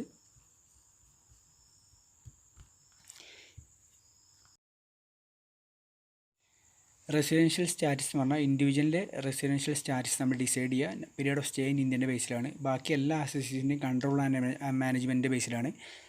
പിന്നെ ഇൻഡിവിജ്വലിനും HUFനും 3 റെസിഡൻഷ്യൽ സ്റ്റാറ്റസ് ഉണ്ട്, ROR, RB NOR, അതുപോലെ തന്നെ നോൺ റെസിഡൻറ്റ്. ബാക്കിയുള്ള എല്ലാ അസോസിയേഷനും 2 റെസിഡൻഷ്യൽ സ്റ്റാറ്റസ് മാത്രമേ ഉള്ളൂ, റെസിഡൻറ്റ്, നോൺ റെസിഡൻറ്റ്. ഇതാണ് റെസിഡൻഷ്യൽ സ്റ്റാറ്റസ്. അപ്പോൾ റെസിഡൻഷ്യൽ സ്റ്റാറ്റസ് ഡിസൈഡ് ചെയ്യുമായി ബന്ധപ്പെട്ട ഹോളിസ്റ്റിക്കായി നമ്മൾ എല്ലാ കാര്യങ്ങളും കവർ ചെയ്തു. ഇനി ഇതിൽ പ്രോബ്ലം മാത്രമേ കവർ ചെയ്യാനുള്ളൂ. അത് സ്കോപ്പ് ഓഫ് ഇൻകം കൂടെ ഡിസ്കസ് ചെയ്ത് കഴിഞ്ഞാൽ നമ്മൾ എന്ത് ചെയ്യും?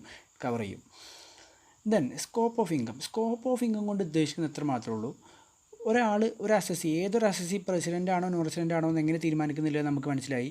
ഇനി തീരുമാനിച്ച് കഴിഞ്ഞാൽ ഇപ്പോൾ അസസി റെസിഡൻ്റ് ആവട്ടെ നോൺ റെസിഡൻ്റ് ആവട്ടെ ഏതൊക്കെ ഇൻകമാണ് ഇവരുടെ ഹാൻഡ്സിൽ അല്ലെങ്കിൽ ഇവരുടെ കയ്യിൽ ടാക്സ് ചെയ്യാമെന്നില്ലാണ് നമ്മൾ എന്ത് ചെയ്യാൻ പോണത്, ഡിസ്കസ് ചെയ്യാൻ പോണത്. That's about scope of income. അപ്പോൾ സ്കോപ്പ് ഓഫ് ഇൻകത്തിൽ ഏതൊക്കെ ഇൻകമാണ് ഒരു അസസിൻ്റെ കയ്യിൽ ടാക്സ് ചെയ്യാമെന്നില്ലാണ് നമ്മൾ എന്ത് ചെയ്യാൻ പോണത്, ഡിസ്കസ് ചെയ്യാൻ പോണത്. റെസിഡൻഷ്യൽ സ്റ്റാറ്റസ് നമ്മൾ ഡിസ്കസ് ചെയ്ത് സെക്ഷൻ 6 സ്കോപ്പ് ഓഫ് ഇൻകം നമ്മൾ ഡിസ്കസ് ചെയ്യുന്നത് സെക്ഷൻ 5 സെക്ഷൻ 5 ഇൻകത്തിനെ നമുക്ക് രണ്ടായിട്ട് പ്രധാനമായിട്ടും ക്ലാസിഫൈ ചെയ്യാൻ പറ്റും. ഇന്ത്യൻ ഇൻകം എന്ന് പറഞ്ഞിട്ടും ക്ലാസിഫൈ ചെയ്യുക, ഫോറിൻ ഇൻകം എന്ന് പറഞ്ഞിട്ടും ക്ലാസിഫൈ ചെയ്യുക. എന്താണ് ഇന്ത്യൻ ഇൻകം? ഇന്ത്യൻ ഇൻകം എന്ന് പറയുന്നത് ആക്ച്വലി 4 ഇൻകത്തിൻ്റെ ഒരു കോമ്പിനേഷനാണ്. First one income received in India, income received in India. രണ്ടാമത്തെ income deem to be received in India. രണ്ട് Indian income received in India, income deem to be received in India. മൂന്നാമത്തെ income accrue or arise in India. Fourth വണ്ണാണ് income deem to accrue or arise in India. ഇതൊക്കെ എന്താണെന്നില്ല നമ്മൾ പറഞ്ഞുതരാം. അപ്പോൾ Indian income എന്ന് പറഞ്ഞാൽ 4 income received in India, income deem to be received in India, income accrue or arise in India, income deem to accrue or arise in India.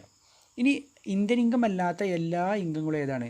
Foreign ഇൻകമാണ്. Foreign income എന്ന് പറഞ്ഞാൽ income received or deem to be received അല്ലെങ്കിൽ income received outside India, അല്ലെങ്കിൽ ഇന്ത്യക്ക് പുറത്തുണ്ടായ income received or accrued outside India. ഇത് ആ ഇൻകങ്ങളൊക്കെ എന്താണ്? ഫോറിൻ ഇൻകമാണ്. അപ്പോൾ എന്താണ് ഇന്ത്യൻ ഇൻകം?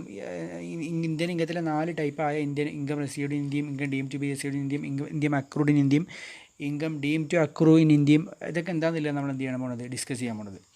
ഫൈൻ. അപ്പോൾ first category income received in India. Income received in India പറഞ്ഞാൽ ഒരു ഇൻകത്തിൻ്റെ ആക്ച്വൽ റെസീപ്റ്റ് ഇന്ത്യയിലാണെങ്കിൽ അത് ഇന്ത്യൻ ഇൻകമാണ്. ഒരു എക്സാമ്പിൾ പറഞ്ഞാൽ എനിക്ക് സാലറി കിട്ടി, ഞാൻ ഇന്ത്യയിലെ ഒരു കമ്പനിയിൽ വർക്ക് ചെയ്തിട്ട് സാലറി കിട്ടിയ ഇന്ത്യയിലാണ്, ആ ഇൻകം എന്തിനാണ്? ഇന്ത്യൻ ഇൻകമാണ്. ഏത് ഇൻകാണോ ഇന്ത്യയിൽ റിസീവ് ചെയ്തത് ആക്ച്വലി ആ ഇൻകൊക്കെ എന്ത് ഇൻകമാണ്? ഇന്ത്യൻ ഇൻകമാണ്. ഇനി income deem to be received in India എന്ന് പറഞ്ഞാൽ അത് ആക്ച്വലി ഈ ഇൻകം ഡീം എന്ന് പറഞ്ഞാൽ നമ്മൾ ഡീംഡ് അസസി അല്ലെങ്കിൽ ഡീംഡ് കൺവേർഷൻ എന്നൊക്കെ പറഞ്ഞിട്ട് കുറേ സംഭവങ്ങളൊക്കെ പല സ്ഥലത്ത് നമ്മൾ പഠിച്ചിട്ടുണ്ട്. ഡീം എന്ന് പറഞ്ഞാൽ ആക്ച്വലി ഇത് ഇങ്ങനെയല്ല, പക്ഷേ അത് അങ്ങനെയായി നമ്മൾ എന്ത് ചെയ്യുന്നുണ്ട്, കണക്കാക്കപ്പെടുന്നുണ്ട്, പറയപ്പെടുന്നുണ്ട്. അതിനെ പറയുന്ന പേരാണ് ഡീംഡ്. അപ്പോൾ income deem to be received in India എന്ന് പറഞ്ഞാൽ ഇൻകം ആക്ച്വലി റിസീവ് ചെയ്തത് ഇന്ത്യയിൽ അല്ലെങ്കിൽ ഇന്ത്യയിൽ റിസീവ് ചെയ്തിട്ടില്ല, പക്ഷേ ഇന്ത്യയിൽ റിസീവ് ചെയ്ത പോലെ നമ്മൾ കൺസിഡർ ചെയ്യും. 4 ഇൻകങ്ങളാണ് പ്രധാനമായിട്ടും income deem to be received in India ആയിട്ട് നമ്മൾ കൺസിഡർ ചെയ്യുന്നത്, അല്ലെങ്കിൽ ഇൻകം ടാക്സ് ആക്ട് പറയുന്നത്. അപ്പോൾ നിങ്ങളിതിൽ ഇത്രേ ചെയ്യേണ്ടുള്ളൂ, ഏതൊക്കെ ഇൻകാണ് income deem to be received in India എന്ന് മനസ്സിലാക്കി വെച്ചാൽ മതി. അല്ല നമുക്കതിൽ കൂടുതൽ ലോജിക്ക് അപ്ലൈ ചെയ്യാനൊന്നുമില്ല. ഇൻകം ടാക്സ് ഓൾറെഡി പറഞ്ഞിട്ടുണ്ട് ഏതൊക്കെ ഇൻകാണ് income deem to be received in India എന്ന് പറഞ്ഞാൽ. ആർ പി എഫ് പറഞ്ഞാൽ പി എഫിൻ്റെ ഒരു ടൈപ്പാണ്. പി എഫ് എന്താണെന്നില്ലൊക്കെ അപ്കമിങ് സാലറിൻ്റെ ക്ലാസ്സിൽ നമ്മൾ പറയും. ആർ പി എഫ്ക്ക് എംപ്ലോയർ കോൺട്രിബ്യൂട്ട് ചെയ്തത് 12%-നേക്കാളും കൂടുതൽ എക്സസ് ആയി പോയി കഴിഞ്ഞാൽ ആ എക്സസ് പോർഷൻ, ഫോർ എക്സാമ്പിൾ പറഞ്ഞാൽ ഒരു എംപ്ലോയിക്ക് വേണ്ടിയിട്ട് 20,000 രൂപ സാലറിൻ്റെ 20% ആയിട്ട് ട്രാൻസ്ഫർ ചെയ്തു. അപ്പോൾ 12% എത്രയാണ് എക്സസ്? 8,000 റുപ്പീസ് ഉണ്ട്. ആ 8,000 rupees income deem to be received in India ആയിട്ട് കൺസിഡർ ചെയ്യും. ഇത്രേ ഉള്ളൂ. രണ്ടാമത്തത് ആർ പി എഫിലോട്ട് ആനുവലി, പി എഫിൻ്റെ ടൈപ്പായ ആർ പി എഫ് എന്ന് പറഞ്ഞാൽ റെക്കഗ്നൈസ്ഡ് പ്രൊവിഡൻറ്റ് ഫണ്ടിലോട്ട് ആനുവലി ഇൻട്രസ്റ്റ് ക്രെഡിറ്റ് ആവും. ഈ ഇൻട്രസ്റ്റ് ക്രെഡിറ്റ് ആവുന്നത് 9.5%-നേക്കാളും എക്സസ് ആണെങ്കിൽ ആ എക്സസ് പോർഷനും income deem to be received in ഇന്ത്യയാണ്. Third one U R P F എന്ന് പറഞ്ഞാൽ രജിസ്ട്രേഷൻ ഇല്ലാത്ത പി എഫ് എന്ന് പറഞ്ഞാൽ unrecognised provident fund. U R P എഫിൽ നിന്നും ആർ പി എഫിലോട്ട് നമ്മൾ എന്തിനെ മാറ്റുക, ചേഞ്ച് ചെയ്യുക, നമ്മൾ ഫണ്ട് ബാലൻസ് മാറ്റി കഴിഞ്ഞാൽ ആ ഒരു ഇൻകത്തിനെ നമ്മൾ income deem to be received in India ആയിട്ട് കൺസിഡർ ചെയ്യും. അതുപോലെ തന്നെ സെൻട്രൽ ഗവൺമെൻറ്റോ അല്ലെങ്കിൽ ഏതെങ്കിലും ഒരു എംപ്ലോയർ പെൻഷൻ ഫണ്ടിലോട്ട് എംപ്ലോയിൻ്റെ പേരിൽ കോൺട്രിബ്യൂഷൻ ചെയ്തു, 80CCD സെക്ഷനിൽ പറയുന്ന പെൻഷൻ ഫണ്ടിലോട്ട് കോൺട്രിബ്യൂഷൻ നടത്തി കഴിഞ്ഞാൽ ആ എമൗണ്ടിനെയും നമ്മൾ income deem to be received in India ആയിട്ടാണ് നമ്മൾ എന്ത് ചെയ്യുക, കൺസിഡർ ചെയ്യുക. അല്ലാതെ ഇൻകം റിസീവ്ഡ് ഇൻ ഇന്ത്യ ആയിട്ടല്ല, income deem to be received in India ആയിട്ട്. അപ്പോൾ 2 ഇൻകങ്ങൾ ഇന്ത്യൻ ഇൻകത്തിന് 2 ടൈപ്പ് നമ്മൾ ഡിസ്കസ് ചെയ്തു. Income received in India, income deem to be received in India. Income deem to received in India എന്ന് പറഞ്ഞാൽ 4 categories. ആ കാറ്റഗറീസ് എന്ത് ചെയ്യുക, മൈൻഡിൽ വെക്കുക. അപ്പോൾ ഇനി അടുത്ത 2 ടൈപ്പ് ഇന്ത്യൻ ഇൻകം നമുക്ക് പഠിക്കാമല്ലേ, income accrue or arise in ഇന്ത്യയും അതുപോലെ തന്നെ income deem to accrue or arise in ഇന്ത്യയും.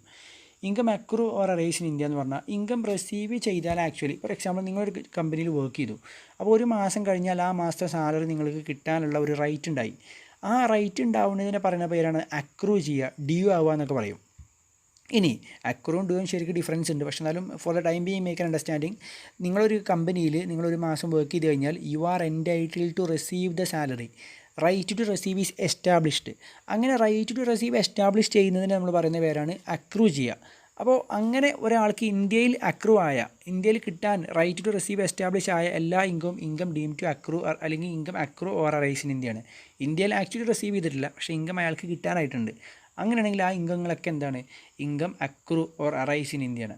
ഇനി രണ്ടാമത്തെ category income deem to accrue or arise in India. Deem to accrue or arise in India എന്ന് പറഞ്ഞു കഴിഞ്ഞാൽ ആക്ച്വലി അത് ഇന്ത്യയിൽ അറൈസ് ചെയ്തതല്ല, പക്ഷേ ഇന്ത്യയിൽ അറൈസ് ചെയ്ത പോലെ ഡീം ചെയ്യും. ഡീം ചെയ്യുമെന്ന് പറഞ്ഞാൽ നമ്മൾ ഏതൊരു കേസിൽ income deem to be receive in ഇന്ത്യയിൽ പറയപ്പെടും. ഇന്ത്യയിൽ റിസീവ് ചെയ്ത പോലെ നമ്മൾ കൺസിഡർ ചെയ്യും. അതാണ് income deem to accrue or arise in India. Income deem to accrue or arise in India. അപ്പോൾ ഈ ഒരു കേസിലും ഒരുപാട് ലിസ്റ്റ് പറയുന്നുണ്ട്, ഒരുപാടല്ല കുറച്ച് ലിസ്റ്റ് പറയുന്നുണ്ട്. ഈ ലിസ്റ്റ് പ്രകാരമുള്ള ഇൻകങ്ങളൊക്കെ എന്താണ്? Income deem to accrue or arise in ഇന്ത്യയാണ്. അപ്പോൾ എന്താണ് നമ്മളിവിടെ ഡിസ്കസ് ചെയ്യുന്നത്? Scope of income. ഇൻകം 4 ആയിട്ട് ക്ലാസിഫൈ ചെയ്യാൻ പറ്റും. Indian income, foreign income. Indian income എന്ന് പറഞ്ഞാൽ 4 കാറ്റഗറി ഉണ്ട്. അതിൽ 4ാമത്തെ കാറ്റഗറിയാണ് income deem to accrue or arise in India. ഏതൊക്കെ ഇൻകങ്ങളാണ് income deem to accrue or arise in India എന്നുള്ളതാണ് നമ്മൾ ഡിസ്കസ് ചെയ്യുന്നത്. അതിൽ ഫസ്റ്റ് വണ്ണാണ് any income arising to an assessee in any place outside India whether directly or indirectly. ഇന്ത്യക്ക് പുറത്തുള്ള ഒരു പ്ലേസിൽ നിന്നാണ് നമുക്ക് ഇൻകം കിട്ടിയത്. ആ income directly or indirectly എന്തുമായിട്ടാണ് receive ചെയ്യുക ചോദിച്ചു കഴിഞ്ഞാൽ through from A business connection in India.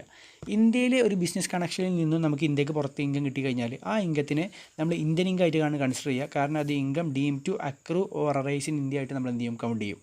അതുപോലെ ബിസിനസ് കണക്ഷൻ എന്ന് പറഞ്ഞു കഴിഞ്ഞാൽ ഒരു എക്സാമ്പിൾ പറഞ്ഞാൽ ഇപ്പോൾ ഒരു അമേരിക്കൻ കമ്പനി ഇന്ത്യയിൽ ഒരു ഏജൻറ്റിനെ വെച്ചിട്ടോ അല്ലെങ്കിൽ ഒരു ബ്രാഞ്ചിലിട്ടോ ഓപ്പറേഷൻ നടത്തി കഴിഞ്ഞാൽ ആ വിദേശത്ത് കിട്ടുന്ന ഇൻകം ഇന്ത്യയുമായി ബിസിനസ് കണക്ഷൻ ഉണ്ടായതുകൊണ്ട് കിട്ടിയ ഇൻകമാണ്. അതുകൊണ്ട് ആ income deem to accrue or arise in ഇന്ത്യയാണ്. രണ്ടാമത്തത് income received through or from any property in India.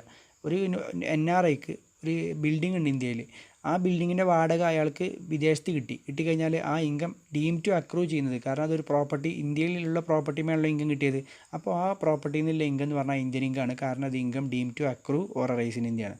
Next one through from any asset or source of income in India. ഇന്ത്യയുമായി ബന്ധപ്പെട്ട ഒരു സോഴ്സിൽ നിന്ന് ഇൻകം കിട്ടുകയാണ്. ഫോർ എക്സാമ്പിൾ ഇന്ത്യൻ കമ്പനിയിൽ നിന്ന് ഡിവിഡൻഡ് കിട്ടി ഒരു അമേരിക്കക്കാരന് അല്ലെങ്കിൽ ഒരു ലണ്ടനുകാരന്. അപ്പോൾ അത് സോഴ്സ് എവിടെ നിന്നാണ്? ഇന്ത്യയിലാണ്. അങ്ങനെ സോഴ്സ് ഇന്ത്യയിലാണെങ്കിലും അല്ലെങ്കിൽ ഏതെങ്കിലും ഒരു ഇന്ത്യയിലുള്ള ഒരു അസറ്റിൽ നിന്നാണ് ഇൻകം കിട്ടുന്നുണ്ടെങ്കിലും ആ ഇൻകം എന്താണ്? Income deem to accrue or arise in ഇന്ത്യയാണ്.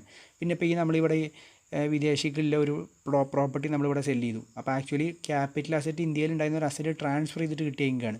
ആ income deem to accrue or arise in ഇന്ത്യയാണ്. അതിന് ഈ ലോകത്ത് എവിടെ റിസീവ് ചെയ്ത് കഴിഞ്ഞാലും അത് income deem to accrue or arise in India എന്നുള്ള കാറ്റഗറിയിൽ ഇൻക്ലൂഡ് ആയതുകൊണ്ട് അത് ഇന്ത്യൻ ഇൻകമാണ്.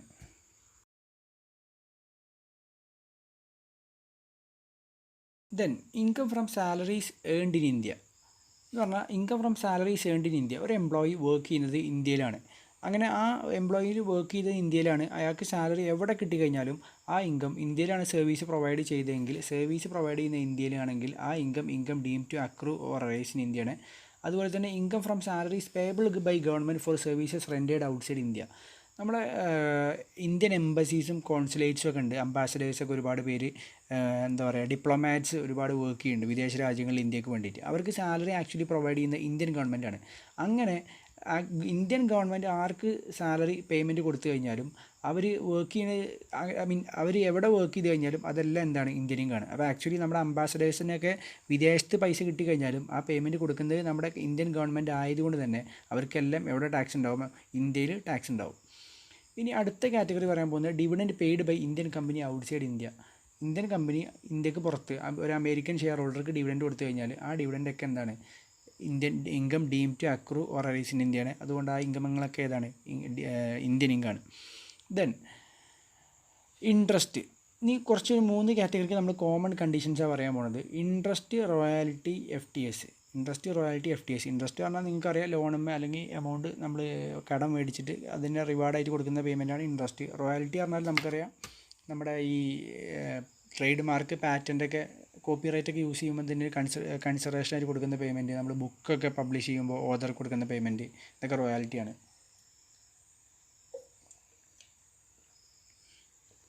FTS പറഞ്ഞാൽ നമ്മുടെ പ്രൊഫഷണൽ ചാർജ്, ആ രീതിയിലുള്ള പേയ്മെൻറ്റുകളൊക്കെയാണ് FTSയിൽ വരിക.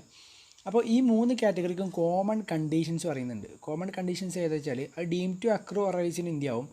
ഇത് ഇൻകം ഈ 3 കേസിലും deem to accrue or arise in India ആവും. ഇപ്പോൾ ഇൻട്രസ്റ്റ് ആണെങ്കിൽ ഇൻട്രസ്റ്റ് കൊടുത്തത് ഗവൺമെൻറ്റാണ്. അതുപോലെ തന്നെ ഇൻട്രസ്റ്റ് കൊടുത്തത് ഒരു, എന്താ പറയുക, റെസിഡൻ്റ് ആയിട്ടുള്ള ഇന്ത്യക്കാരനാണ്. പക്ഷേ അത് ആ ലോൺ അല്ലെങ്കിൽ അത് എവിടെ അപ്ലൈ ചെയ്യരുത്? ഇന്ത്യയിൽ അപ്ലൈ ചെയ്യരുത്. അപ്പോൾ ഇന്ത്യയിൽ അപ്ലൈ ചെയ്തിട്ട് ഇതൊരു റെസിഡൻറ്റ് കൊടുത്തു കഴിഞ്ഞാലും ഇതെന്താണ്? Income deem to accrue or arise in ഇന്ത്യയാണ്. അതുപോലെ നോൺ റെസിഡൻ്റ് ആണ് കൊടുത്തത് when it is applied in India. ഈ ഇൻട്രസ്റ്റ് കൊടുത്തത് നോൺ റെസിഡൻ്റ് ആണ്, പക്ഷേ ആ ലോൺ എടുത്തിട്ട് ആ ലോൺ എവിടെ യൂസ് ചെയ്തിരിക്കണേ? ഇന്ത്യയിലാണ് യൂസ് ചെയ്തത്.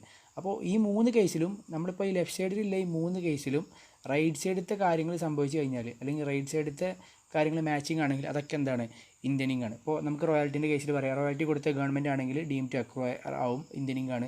റോയാലിറ്റി കൊടുത്തത് റെസിഡൻ്റ് ആണ്, പക്ഷേ അത് എവിടെ യൂസ് ചെയ്തത്, ഇന്ത്യയിലാണ് യൂസ് ചെയ്തെങ്കിൽ അത് ഇന്ത്യനിങ് ആണ്.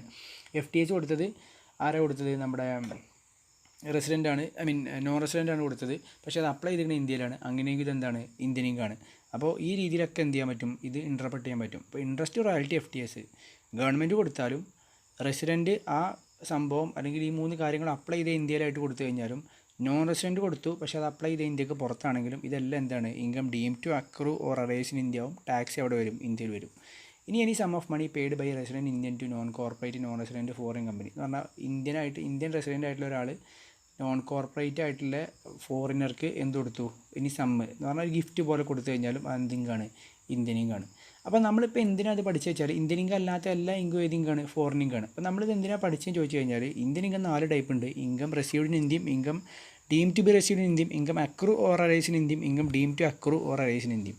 ഇതിൽ പഠിക്കാനില്ലാത്ത ഏതാ വെച്ചാൽ income received in India. Actually ഇന്ത്യയിൽ കിട്ടിയ income accrue or arise in India പറഞ്ഞാലും പഠിക്കാനൊന്നുമില്ല, കാരണം ആക്ച്വലി ഇന്ത്യയിൽ ഡ്യൂ ആയ അക്രൂ ആയ റൈറ്റ് ടു എസ്റ്റാബ്ലിഷ് ഉണ്ടായ ഇൻകം.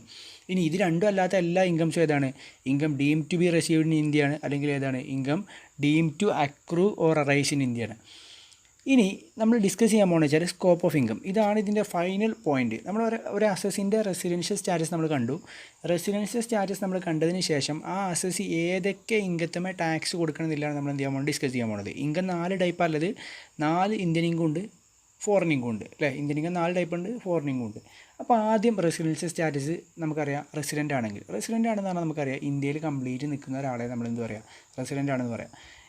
അവൻ്റെ കേസ് ഭയങ്കര ബുദ്ധിമുട്ടാണ്. കാരണം വെച്ചാൽ അവൻ എന്ത് ഇൻകം ഉണ്ടായി കഴിഞ്ഞാലും എന്ന് പറഞ്ഞാൽ ഇന്ത്യൻ ഇൻകം ആവട്ടെ ഫോറിൻ ഇൻകം ആവട്ടെ കംപ്ലീറ്റ് ഇൻകത്തുമേ അവൻ എവിടെ ടാക്സ് കൊടുക്കണം, ഇന്ത്യയിൽ ടാക്സ് കൊടുക്കണം. അപ്പോൾ ഇൻഡിവിജ്വൽ ആരാണ്, റെസിഡൻ്റ് ആണെങ്കിൽ അവന് ഇന്ത്യൻ ഇൻകം ഏതൊക്കെയല്ലേ, ഇൻകം റിസീവ്ഡ് ഇൻ ഇന്ത്യ ഉണ്ട്, income deem to be received in India ഉണ്ട്, അതുപോലെ തന്നെ income accrue or arise in India ഉണ്ട്, income deem to accrue or arise in India ഉണ്ട്, received in India, deem to be received in India ഉണ്ട്, അതുപോലെ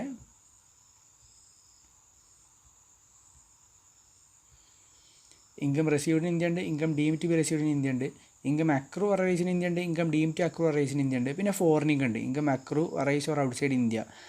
ഇവന് ആ ഇൻകങ്ങൾ എന്താണ്, ഈ കംപ്ലീറ്റ് ഇൻകം ഓൾ ഇൻകത്തുമേ ആര് ടാക്സ് കൊടുക്കണം, റെസിഡൻറ്റ് ടാക്സ് കൊടുക്കണം. ഇനി non resident resident and ordinary resident ഇതാരായിരുന്നു, ROR. അപ്പോൾ ROR എല്ലാ ഇൻകത്തുമേയും, ഇന്ത്യൻ ഇൻകത്തുമേയും ഫോറിൻ ഇൻകത്തുമേയും ഇന്ത്യയിൽ ടാക്സ് കൊടുക്കണം. അപ്പോൾ ഇന്ത്യയിലെ സ്കോപ്പ് ഓഫ് ഇൻകത്തിൽ അല്ലെങ്കിൽ അദ്ദേഹത്തിന് ടാക്സ് ചെയ്യും, അത്രേ ഉള്ളൂ. അപ്പോൾ സ്കോപ്പ് ഓഫ് ഇൻകം പറയുന്നത് എന്താണെന്ന് വെച്ച് കഴിഞ്ഞാൽ ഓരോ അസസീസിനും ഏതൊക്കെ ഇൻകത്തുമേയാണ് ഇന്ത്യയിൽ ടാക്സ് ഉള്ളത് എന്നാണ് സ്കോപ്പ് ഓഫ് ഇൻകം പറയുന്നത്. അപ്പോൾ അതിൽ നമ്മൾ പറഞ്ഞു ROR കിട്ടുന്ന എല്ലാ ഇൻകത്തിനും എവിടെ ടാക്സ് കൊടുക്കണം, ഇന്ത്യയിൽ ടാക്സ് കൊടുക്കണം. കാരണം ഇന്ത്യൻ ഇൻകം ഫോറിൻ ഇൻകം രണ്ടും RORന് ഒരുപോലെ ടാക്സ് ചെയ്യുന്ന ഇൻകംസാണ്.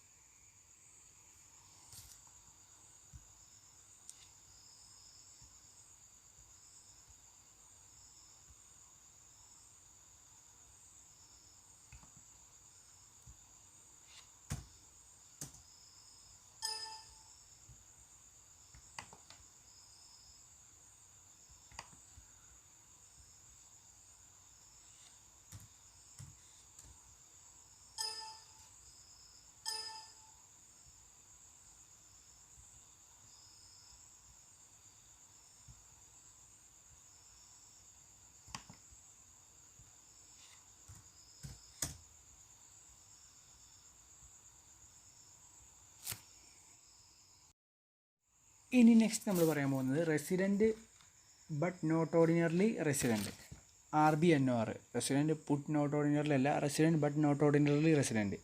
RBNOR ടാക്സ് ചെയ്യുന്നത് ഏതൊക്കെയാണെന്ന് വെച്ച് കഴിഞ്ഞാൽ Indian income complete, Indian income എന്ന് പറഞ്ഞാൽ income received in India, income deem to be received in India, അതുപോലെ തന്നെ income accrue arise in India, income deem to accrue arise in India ആർക്ക് ടാക്സബിൾ ആണ്, RBNORന് ടാക്സബിൾ ആണ്. ഇനി RBNORന് നമുക്കറിയാം RORന് ഫോറിൻ ഇൻകം ഫുള്ള് ടാക്സബിൾ ആണ്, ഇന്ത്യൻ ഇൻകം ടാക്സബിൾ ആണ്. അതുപോലെ തന്നെ നമ്മുടെ RBNORന് ഇന്ത്യൻ ഇൻകം കംപ്ലീറ്റ് ടാക്സബിൾ ആണ്, അതുപോലെ 2 ഫോറിൻ ഇൻകം ടാക്സബിൾ ആണ്. അപ്പോൾ RBNORൻ്റെ പ്രത്യേകത 2 ഫോറിൻ ഇൻകം മാത്രമേ RBNORന് ടാക്സബിൾ ഉള്ളൂ. ഏതൊക്കെയാണെന്ന് ചോദിച്ചു കഴിഞ്ഞാൽ income from a business which is set up, which is controlled from India. Income from a business outside India which is controlled from India. ഇന്ത്യക്ക് പുറത്തുള്ള ഒരു ബിസിനസ്, ആ ബിസിനസ് കൺട്രോൾ ചെയ്യണ ഇന്ത്യയിലാണ്. അങ്ങനെയെങ്കിൽ ഇന്ത്യക്ക് പുറത്തുള്ള ബിസിനസ്സിന് നമുക്ക് ഫോറിൻ ഇൻകം ഉണ്ടായി കഴിഞ്ഞാൽ കൺട്രോൾ ഇന്ത്യയിലായതിൻ്റെ പേരിൽ തന്നെ ആ ഇൻകം എന്ത് ഇൻകമാണ്? ഇന്ത്യൻ ഇൻകമാണ്. അതുപോലെ തന്നെ income from A profession outside India which is setup in India. അപ്പോൾ നിങ്ങൾ നാളെ ചാർട്ടർ അക്കൗണ്ടൻ്റൊക്കെ ആയിട്ട് നിങ്ങൾ ഇന്ത്യയിലൊരു പ്രൊഫഷൻ സ്റ്റാർട്ട് ചെയ്തിട്ട് അതിൻ്റെ ഒരു ബ്രാഞ്ച് എബ്രോഡ് തുടങ്ങിക്കഴിഞ്ഞാൽ എബ്രോഡിൽ നിന്ന് കിട്ടുന്ന ഇൻകം ആക്ച്വലി ഫോറിൻ ഇൻകമാണ്. പക്ഷേ ആ പ്രൊഫഷൻ നിങ്ങൾ സെറ്റപ്പ് ചെയ്ത് ഇന്ത്യയിലാണ് എന്നുള്ളത് കൊണ്ട് തന്നെ ആ ഇൻകം എന്തിങ്കാണ്? ഇന്ത്യൻ ഇൻകമാണ്. നിങ്ങൾ RBNR ആണെങ്കിലും. അപ്പോൾ RBNRനെ ടാക്സ് ചെയ്യുന്ന രണ്ട് foreign income from A business outside India which is controlled from India, income from A profession from outside which is setup in India. ഈ രണ്ട് ഫോറിൻ ഇൻകം മാത്രമേ RBNRനെ ടാക്സ് ചെയ്യുള്ളൂ.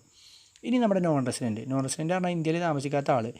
ഇന്ത്യയിൽ താമസിക്കാത്ത ആളെ കൊണ്ട് ഇന്ത്യക്ക് പുറത്തുള്ള ഇൻകത്തുമേ ഇന്ത്യയിൽ ടാക്സ് അടപ്പിക്കുന്നത് ന്യായമായ പരിപാടിയാണോ?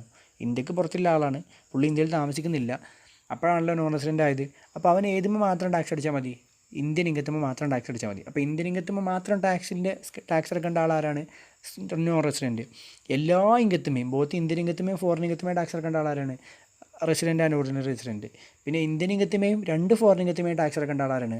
RBNR. പിന്നെ നമുക്കറിയാം ROR, RBNR, NR എന്നുള്ള ക്ലാസിഫിക്കേഷൻ വരുന്നത് ഇൻഡിവിജ്വലിനും HUFനും മാത്രമേ ഉള്ളൂ. ആർക്ക് വരുന്നില്ല? കമ്പനി, AOP, BOI ഇവർക്കൊന്നും വരുന്നില്ല. അപ്പോൾ ഈ കേസിൽ അവർക്കൊക്കെ വരുന്നത് റെസിഡൻറ്റ്, നോൺ റെസിഡൻറ്റ് എന്നില്ലാണ്. നോൺ റെസിഡൻറ്റ് നമ്മുടെ ഈ പറഞ്ഞ നോൺ റെസിഡൻറ്റിനാണ്. റെസിഡൻ്റ് ആയിട്ട് അവരെടുക്കേണ്ടത് RORനാണ്. അപ്പോൾ ROR എന്ന് പറഞ്ഞാൽ റെസിഡൻറ്റ് അതർ ദാൻ ഇൻഡിവിജ്വൽ HUFൻ്റെ കേസിലേ. കാരണം അതർ ദാൻ ഇൻഡിവിജ്വൽ HUFൻ്റെ കേസിലല്ലേ നമുക്ക് ഇവർക്ക് എന്തുള്ളൂ? രണ്ട് റെസിഡൻഷ്യൽ സ്റ്റാറ്റസ് മാത്രമേ ഉള്ളൂ. ഇൻഡിവിജ്വലിനും HUFനും മാത്രമേ എന്തുള്ളൂ? 3 റെസിഡൻഷ്യൽ സ്റ്റാറ്റസ് ഉള്ളൂ. ഇത്രയേ ഉള്ളൂ ഈ ചാപ്റ്ററിൽ. അപ്പോൾ ഈ ചാപ്റ്റർ നമ്മൾ പറഞ്ഞത് എങ്ങനെ ഓരോ അസസീസിൻ്റെയും റെസിഡൻഷ്യൽ സ്റ്റാറ്റസ് നമുക്ക് ഡിറ്റർമൈൻ ചെയ്യാം, ഫസ്റ്റ് പോയിൻറ്റ്. സെക്കൻഡ് പോയിൻറ്റ്, ഏതൊക്കെയാണ് ഇൻകങ്ങളില്ലേ? 2 ഇൻകങ്ങൾ, ഇന്ത്യൻ ഇൻകം ഉണ്ട്, ഫോറിൻ ഇൻകം ഉണ്ട്. ഈ ഇന്ത്യൻ ഇൻകത്തിനെയും ഫോറിൻ ഇൻകത്തിനെയും നമ്മൾ ഇന്ത്യൻ ഇൻകത്തിനെ 4 ആയിട്ട് ക്ലാസിഫൈ ചെയ്തു. Income received in India, income deem to be received in India, income accrue or arise in India, income deem to accrue or arise in India. പിന്നെ നമ്മൾ പറഞ്ഞത് ഏതൊക്കെ income ഏതൊക്കെ അസസീസിനാണ് ടാക്സബിൾ എന്നില്ല പറഞ്ഞു. That's also we have covered. അപ്പോൾ scope of income, residence status നമ്മൾ complete ചെയ്തു. ഇനി we are going to have the problems in this chapter. Study മെറ്റീരിയലിലെ എല്ലാ പ്രോബ്ലംസ് നമ്മൾ കവർ ചെയ്യുന്നുണ്ട്. അപ്പോൾ some problems you will be discussing only. അപ്പോൾ ഈ നമ്മുടെ ഇല്യൂസ്ട്രേഷൻസിൻ്റെ നമ്പറൊക്കെ exactly same as that of study material. അപ്പോൾ നിങ്ങൾ കറക്റ്റ് പ്രോബ്ലം സ്റ്റഡി മെറ്റീരിയലുമായിട്ട് മാച്ച് ചെയ്ത് നോക്കണം. I repeat once again, in case of any queries, I am giving my number below. You can contact me through WhatsApp. I will be definitely replying to your queries.